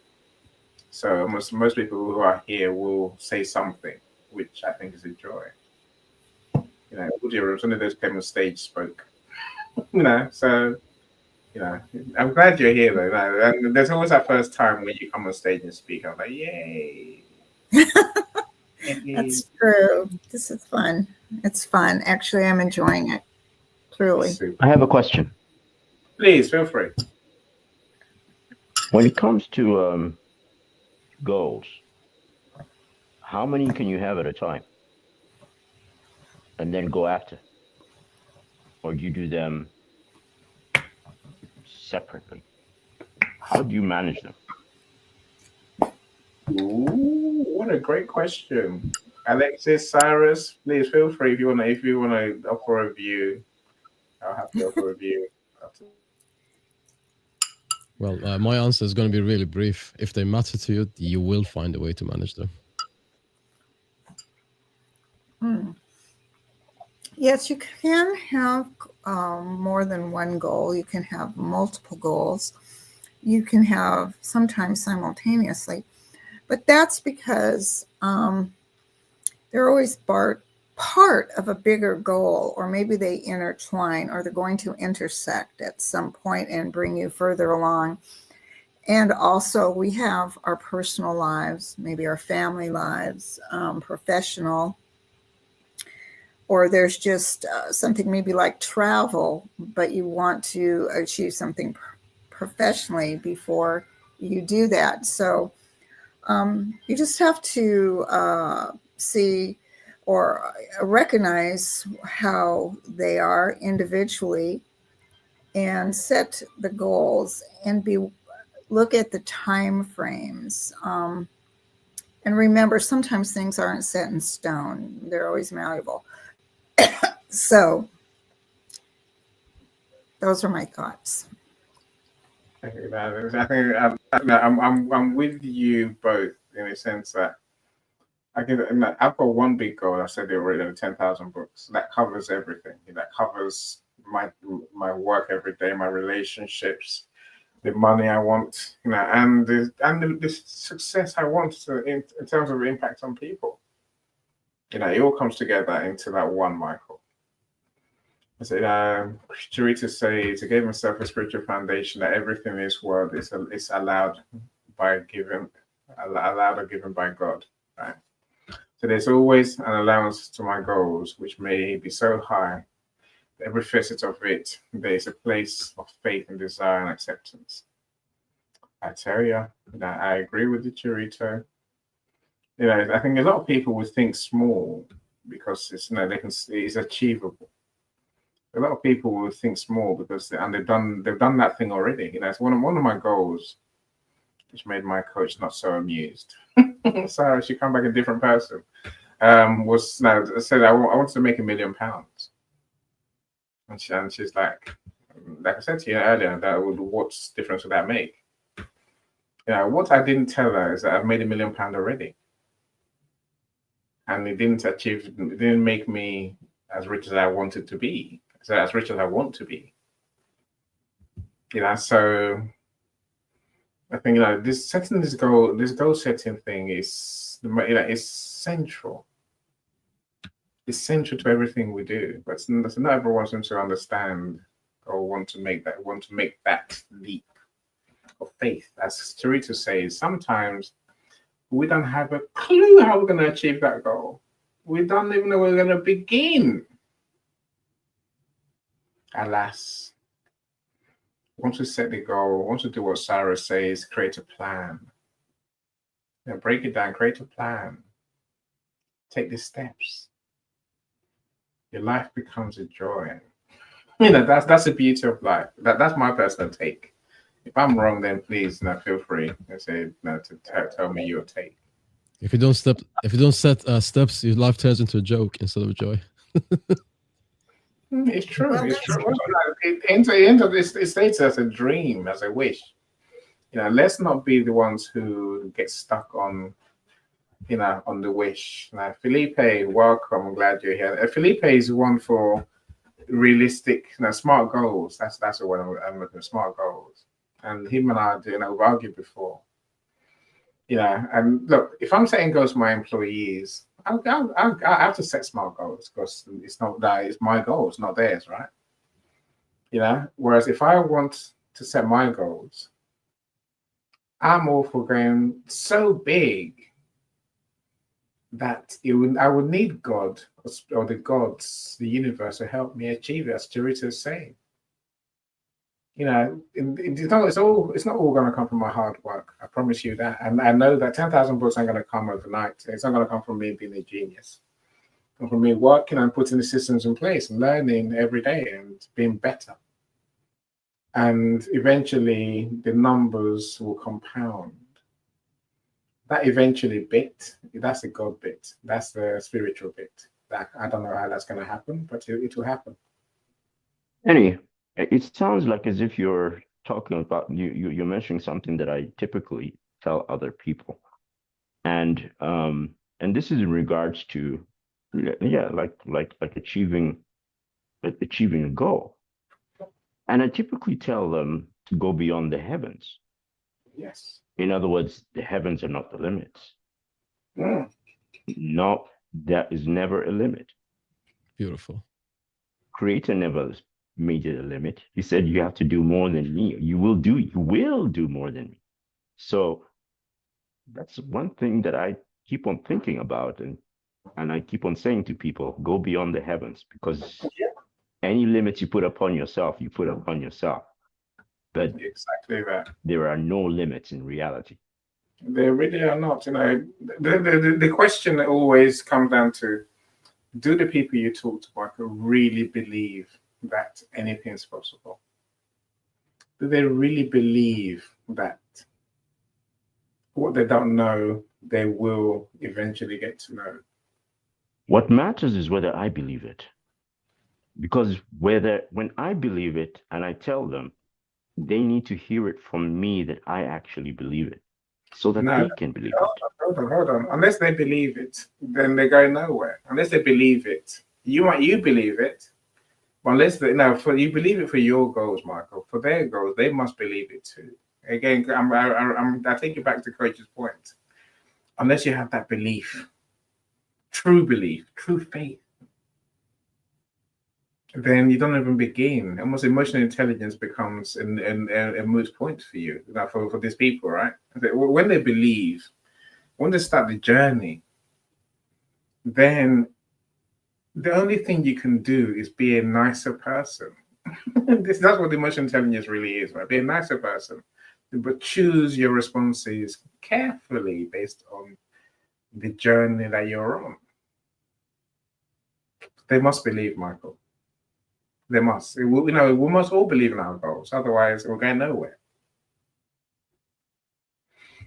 Mr. Bonavinote, now what are you showing us? Annie, can I please ask you a question before I show you this? Yeah, I was gonna ask you to go back to the very beginning of your career as a publisher. Obviously, right now we all know you've turned into one of the most successful independent publishers in Britain, and of course internationally as well. When you started, did you know you would make success, or did it take you a while and then you were like, oh, hang on a minute, I got this, I can do this? Did you know it from the beginning, or you waited for a bit of success before you started believing in yourself? That's my question for you. Great question. I think that this would feed into some of what Mark has been saying, in terms of, look, if you came to me 10 years ago, I had no intention of working online, no intention of publishing any book, no intention of doing anything beyond running my charity. Right? But like I said earlier, if you listen carefully, you hear what I'm really saying. The point is, I made £1 million already. I bought properties and I did properties. So I made my money, right? And then I come online to do marketing. A friend says to me, Eddie, you are never going to make money doing marketing. No one does. You got to do something else. So now, then I came across the opportunity to work with a publisher, Dr. Ava Brown. So we had the partnership. She does the publishing, I did the marketing of the books. And then we fell out, basically. It's another way of saying it, right? So once we fell out, there were people coming to me saying, and they publish my book before you can market it. Then, the point here, Cyrus, is that we have to pivot through life. But I knew what the goal was. The goal has always been to create £1 million company, £1 million a year company. How you get there almost doesn't matter. But if you know what the goal is, then whatever circumstance you're in, you will fit it to your goal. You make sure it's aligned to your goal. I'm not scared to pivot. I'm not scared to change. I'm not scared to do the next thing that I need to do. I'm saying, but without knowing the big goal, Cyrus, the £1 million a year revenue company after tax, then I would just be making dumb choices, right? The goal about books only became clear to me, and maybe last year, maybe, Cyrus. Once I realized how to publish these books for people, then it's become my tool to create people who are famous. You hear me say it enough times, Cyrus, right? So then this becomes the vehicle to achieve my £1 million a year. Now, I've broken it down. So 10,000 books, over the next 15, 20 years, 1,000 books a year is when I will hit the sweet spot. So that's £1 million a year, Cyrus. Well, I think it's important to make millions. It's important to make money. Yes, I acknowledge that. As a marketer and as an author, I understand that and I respect that. However, I would say the number one reason for your success in this market is that you don't badmouth people. You either talk about them or you don't. Okay, so you just told everyone you fell out with a fellow publisher. She's a great person as well. Well, obviously things didn't work out. She went her way, you went your way. I've been to her rooms, I've been to your rooms, and I see why each one of you is great in their own way. So I've never heard you bad mouthing anyone. And if you weren't that interested in talking about them, you would change the subject. So that people skill is the reason why people are after you, left, right, and center. And I just wanted to say, you are one of those marketers that I look up to. I've watched your videos on your LinkedIn page. I go back every time I go further back. And when you were younger, Like yesterday, you mean? Like, I mean, a month ago or something. Your style was the same as today's style. Okay, so nothing's changed. So there's this consistency. Congratulations. Consistency is something to celebrate. Look, I'll thank you for your kind words. Now, but I think the reason I'm talking about this topic, the reason I talk about emotional intelligence and emotional balance is because I think it's central to everything we do, Cyrus. I truly do. I don't talk about people badly because I don't let myself feel that bad about anything, right? Deep down, too short anyway. Yeah, and there's a whole thing that goes with feeling negativity. It brings your vibration down. Your chance of attracting what you want gets destroyed. I haven't got time for those sort of mistakes, right? I'm saying if I just keep positive and do my best to enhance everyone's life, like Michael said, then everything flows. So another thing I would say to you is that, look, my real driver is not money. Again, Coach said it earlier. Money can be many things to many people, right? And to me, money, the number is simply maybe it's an ego thing. I got a son who's 15. I want him to see that you can start somewhere and become everything. That's what really drives me deep down. And that's what £1 million a year revenue business will prove to me and to him, that you can be me and achieve greatness and impact so many people's lives. That's now the money is neither here nor there. Saying I'm a rich man already. I don't need the money, but hell, it's money. Money is more about the value we give than money that I need, if that makes sense. So that's really sense, yeah. Great question, my friend. Great question. Look, what are you showing us on screen? I was gonna show you what I promised you like 6 months ago when I said I'm gonna create that wine brand and publish that story. And just a few words to the audience. If you want to make your book famous, if you want to book your make your website famous, bring it to NEO Song, and it automatically becomes famous because of thousands of people who. The footfall is really high in this. Don't look at the numbers that are in the live. The footfall is high. People come in, people go out. It's like a really a big flow of people coming in and going out. So in terms of what I'm going to show you guys, I'm not sure if you can hear it. Products that are both style. Can you hear that? I think so. I can hear it. Yes, excellent. All right, so I'm going to play it now. A lesson from the spork. Recycling and repurposing are essential, but they only work when done intelligently. We need to learn from past mistakes, like the spork. The spork, first patented by Samuel W. Francis in 1874, was meant to be a multi-purpose eating tool, combining the functions of a spoon, fork, and knife. However, it never really delivered on that promise. Too flimsy to be a fork, too shallow to be a spoon, and too awkward to replace either. The spork frustrated more than it helped. One disappointing use, and it was in the trash. Just another piece of plastic waste. The lesson? Not everything that seems like a clever solution actually is. If we're not careful, we could repeat the same mistake with cork.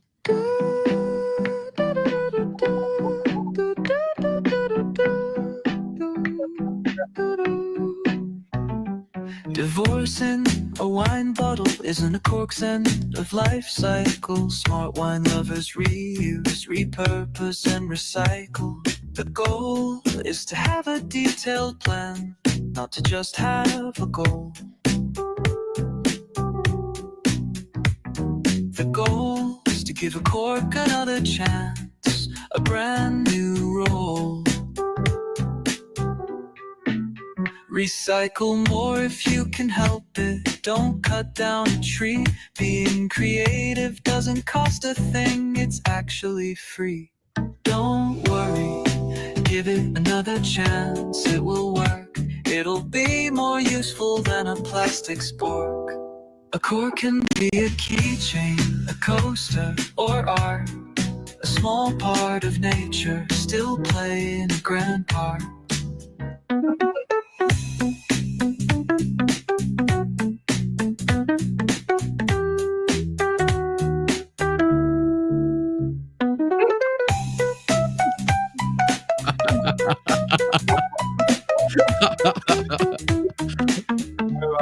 It's a talent you have, Cyrus. The key is to create something that solves a problem and always.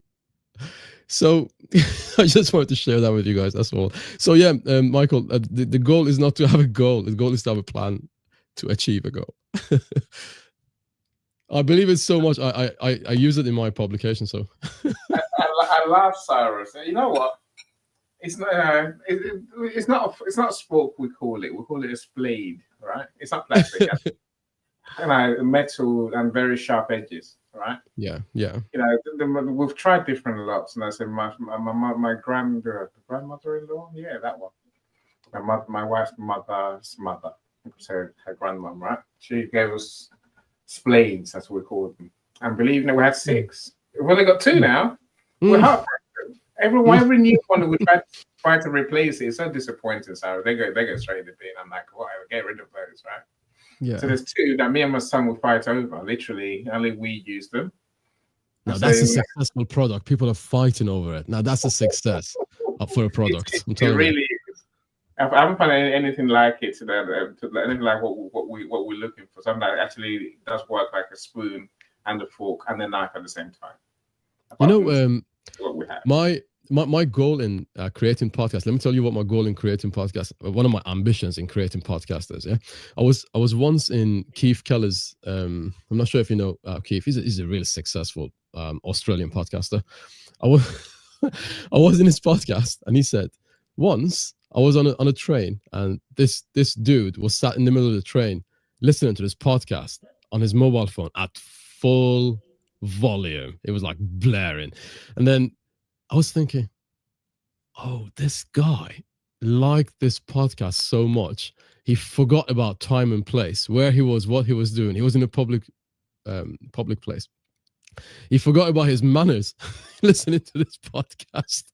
So you got to create a podcast. You got to create a piece of video or audio that people forget about where they are and what they're doing, listening to it. And that's the definition of successful work in terms of podcasting. Thank you. I agree. So these events, they're like that. And as Nikki says, she loves that. And we truly do. You know, I do. I say, Cyrus sends me his podcast newsletter every week. You know, sometimes twice a week, sometimes every week. Yeah, once a week, twice a week.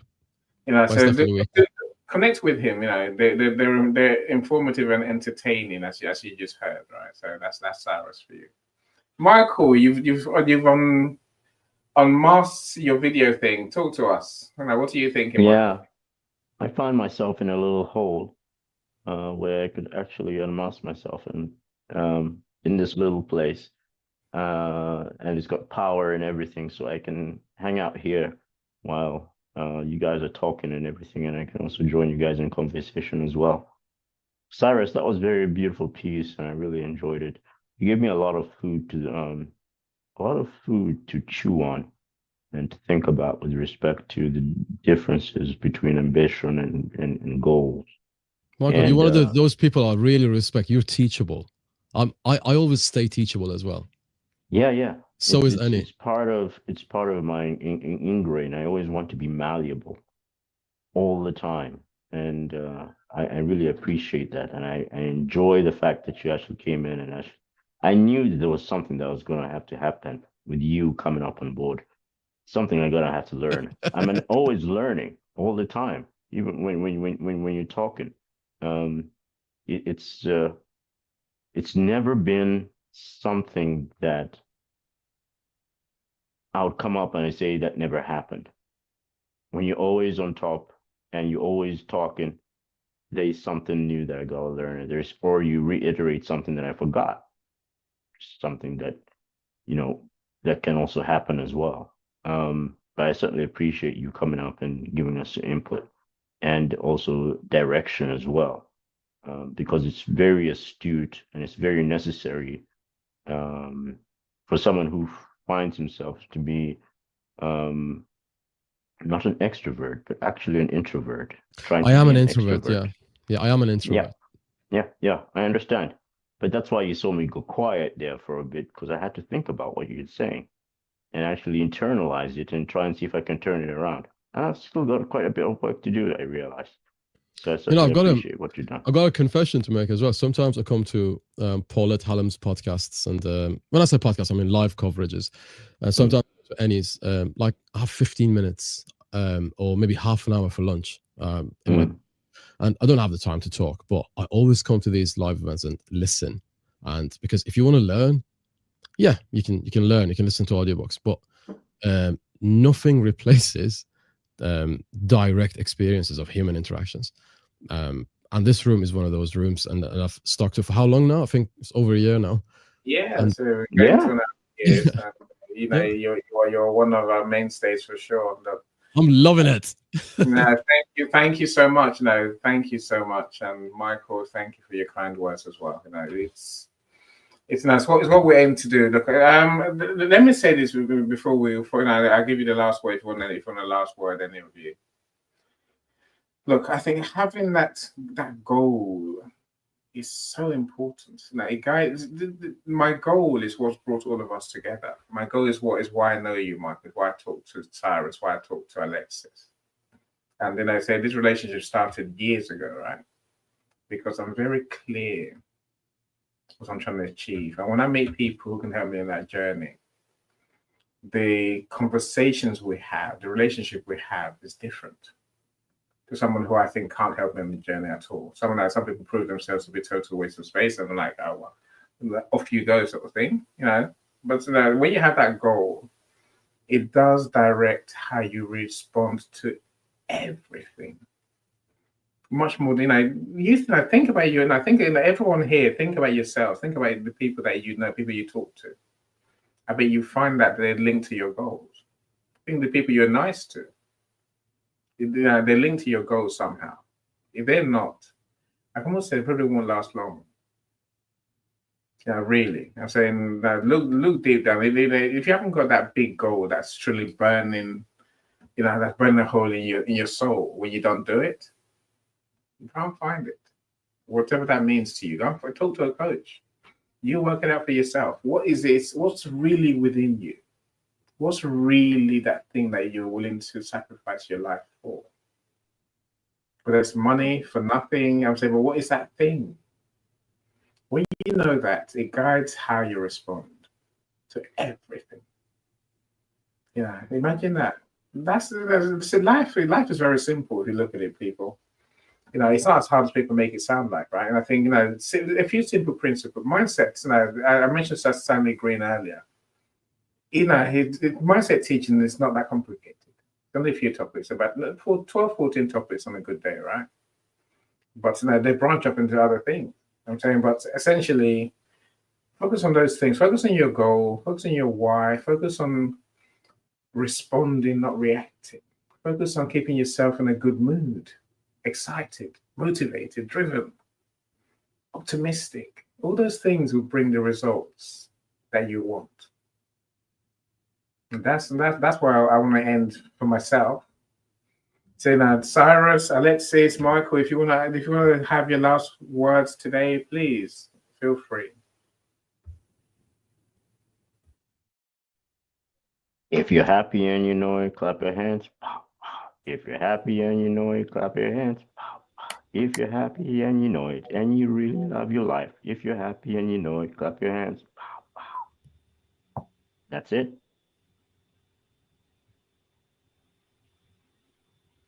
Alexis, please feel free. Yes, I had a lot of thoughts as everyone was speaking.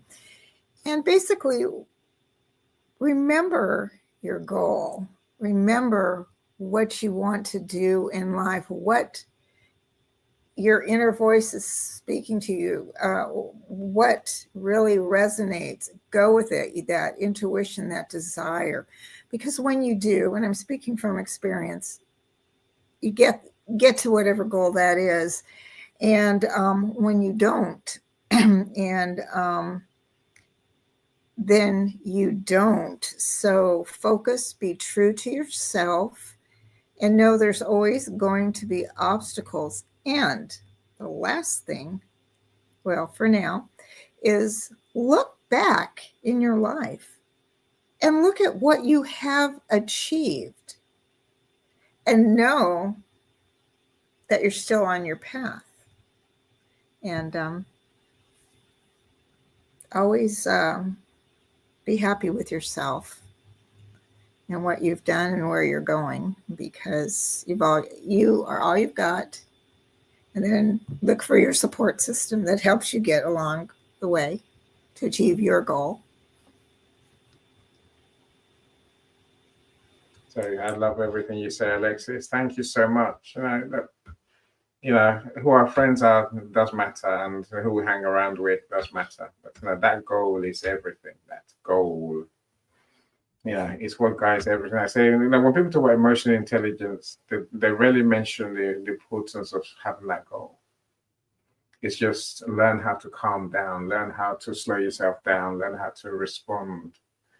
Learn to even our next topic, which is empathy. It's another part of the conversation I think people rarely talk about.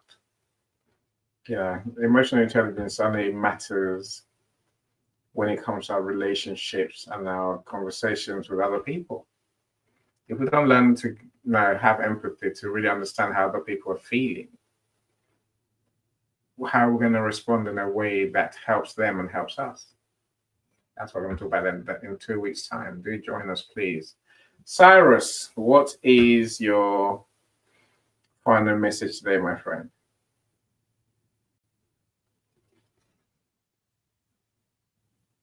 No, you're on mute. I don't know why you. No, you're not on mute, but we can't hear you. Yeah, I'm sorry. Thank you for the opportunity. I just want to say, Alexis and Michael, thank you for sharing what you shared, and Adio David as well, Charito, Narcissa, and Felipe. Thank you so much for your shares, whether the texts or the audio shares. I'm gonna finish on this. Life becomes difficult at times, and it makes you forget about your goal. And I'm gonna speak a little bit with a lower tone. I don't want to wake Michael up. I think he's actually fallen asleep. So, okay, if you're happy and you know it, clap your hands. If you're happy and you know it, clap your hands. If you're happy, I think Michael's awake, really. Please tell me this is a prank. It's all right. If I was asleep, I was asleep. No, I love it. I love it, Cyrus. You got me there. I told you he was awake. Oh, bro, I love you, bro. So, anyway, so I was gonna say, life becomes difficult at times, and it makes you forget about your goals, and it becomes about the bills, about the wage, about getting your next paycheck, about paying for your children, about paying your way, about paying for your rent. Life becomes difficult, about covering your business costs. It's not always a box of chocolates. It's not always a box of chocolate, but whenever you found yourself forgetting about what your goals are or what your goals were, just try to remember why you set those goals and why did you set those steps. That brings you back to the path again, and you can start again. Remember, age doesn't matter, and how much time you've lost, how much money you've lost, how much energy you've lost, it doesn't matter. How many friends you've lost, it doesn't matter.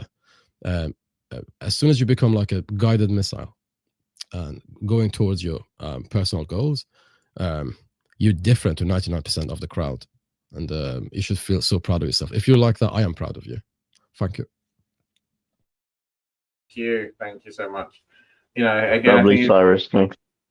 I think going back to Maslow's, how that video we watched, you know, it's when we achieve the self-esteem goals, the self-esteem stage, where, you know, we have community around us. That's when we start wanting to be different, to be better.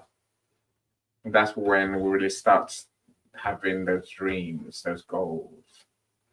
You know, and then beyond that, it's achieving greatness. But look, anything's possible, my friends. But you know, to achieve any of the things that we want to achieve, emotional intelligence is central. Look, thank you, everyone that's been here, everyone. You know, to Charita, Felipe, of course, you know, seeing you. You know, so the many other people here as well. So you mentioned Coach, rightly so, Jeremy, Olushola. So thank you so much for spending your time with us. Hopefully you join us again. Look, do go in the comments. So Stanley and Power Thinking. I'll be there tonight, Stanley. So I love the group. I love to learn. Bite-sized mindset principles is what I call it. I get a text a day as well from Stanley Green that tells me. He gives us tips for the day. April, I see you as well. Americo, thank you so much, everyone. Charita says, thank you, Sarah, Michael, and Alexis for a wonderful discussion. And hi to her best friend, Lisa.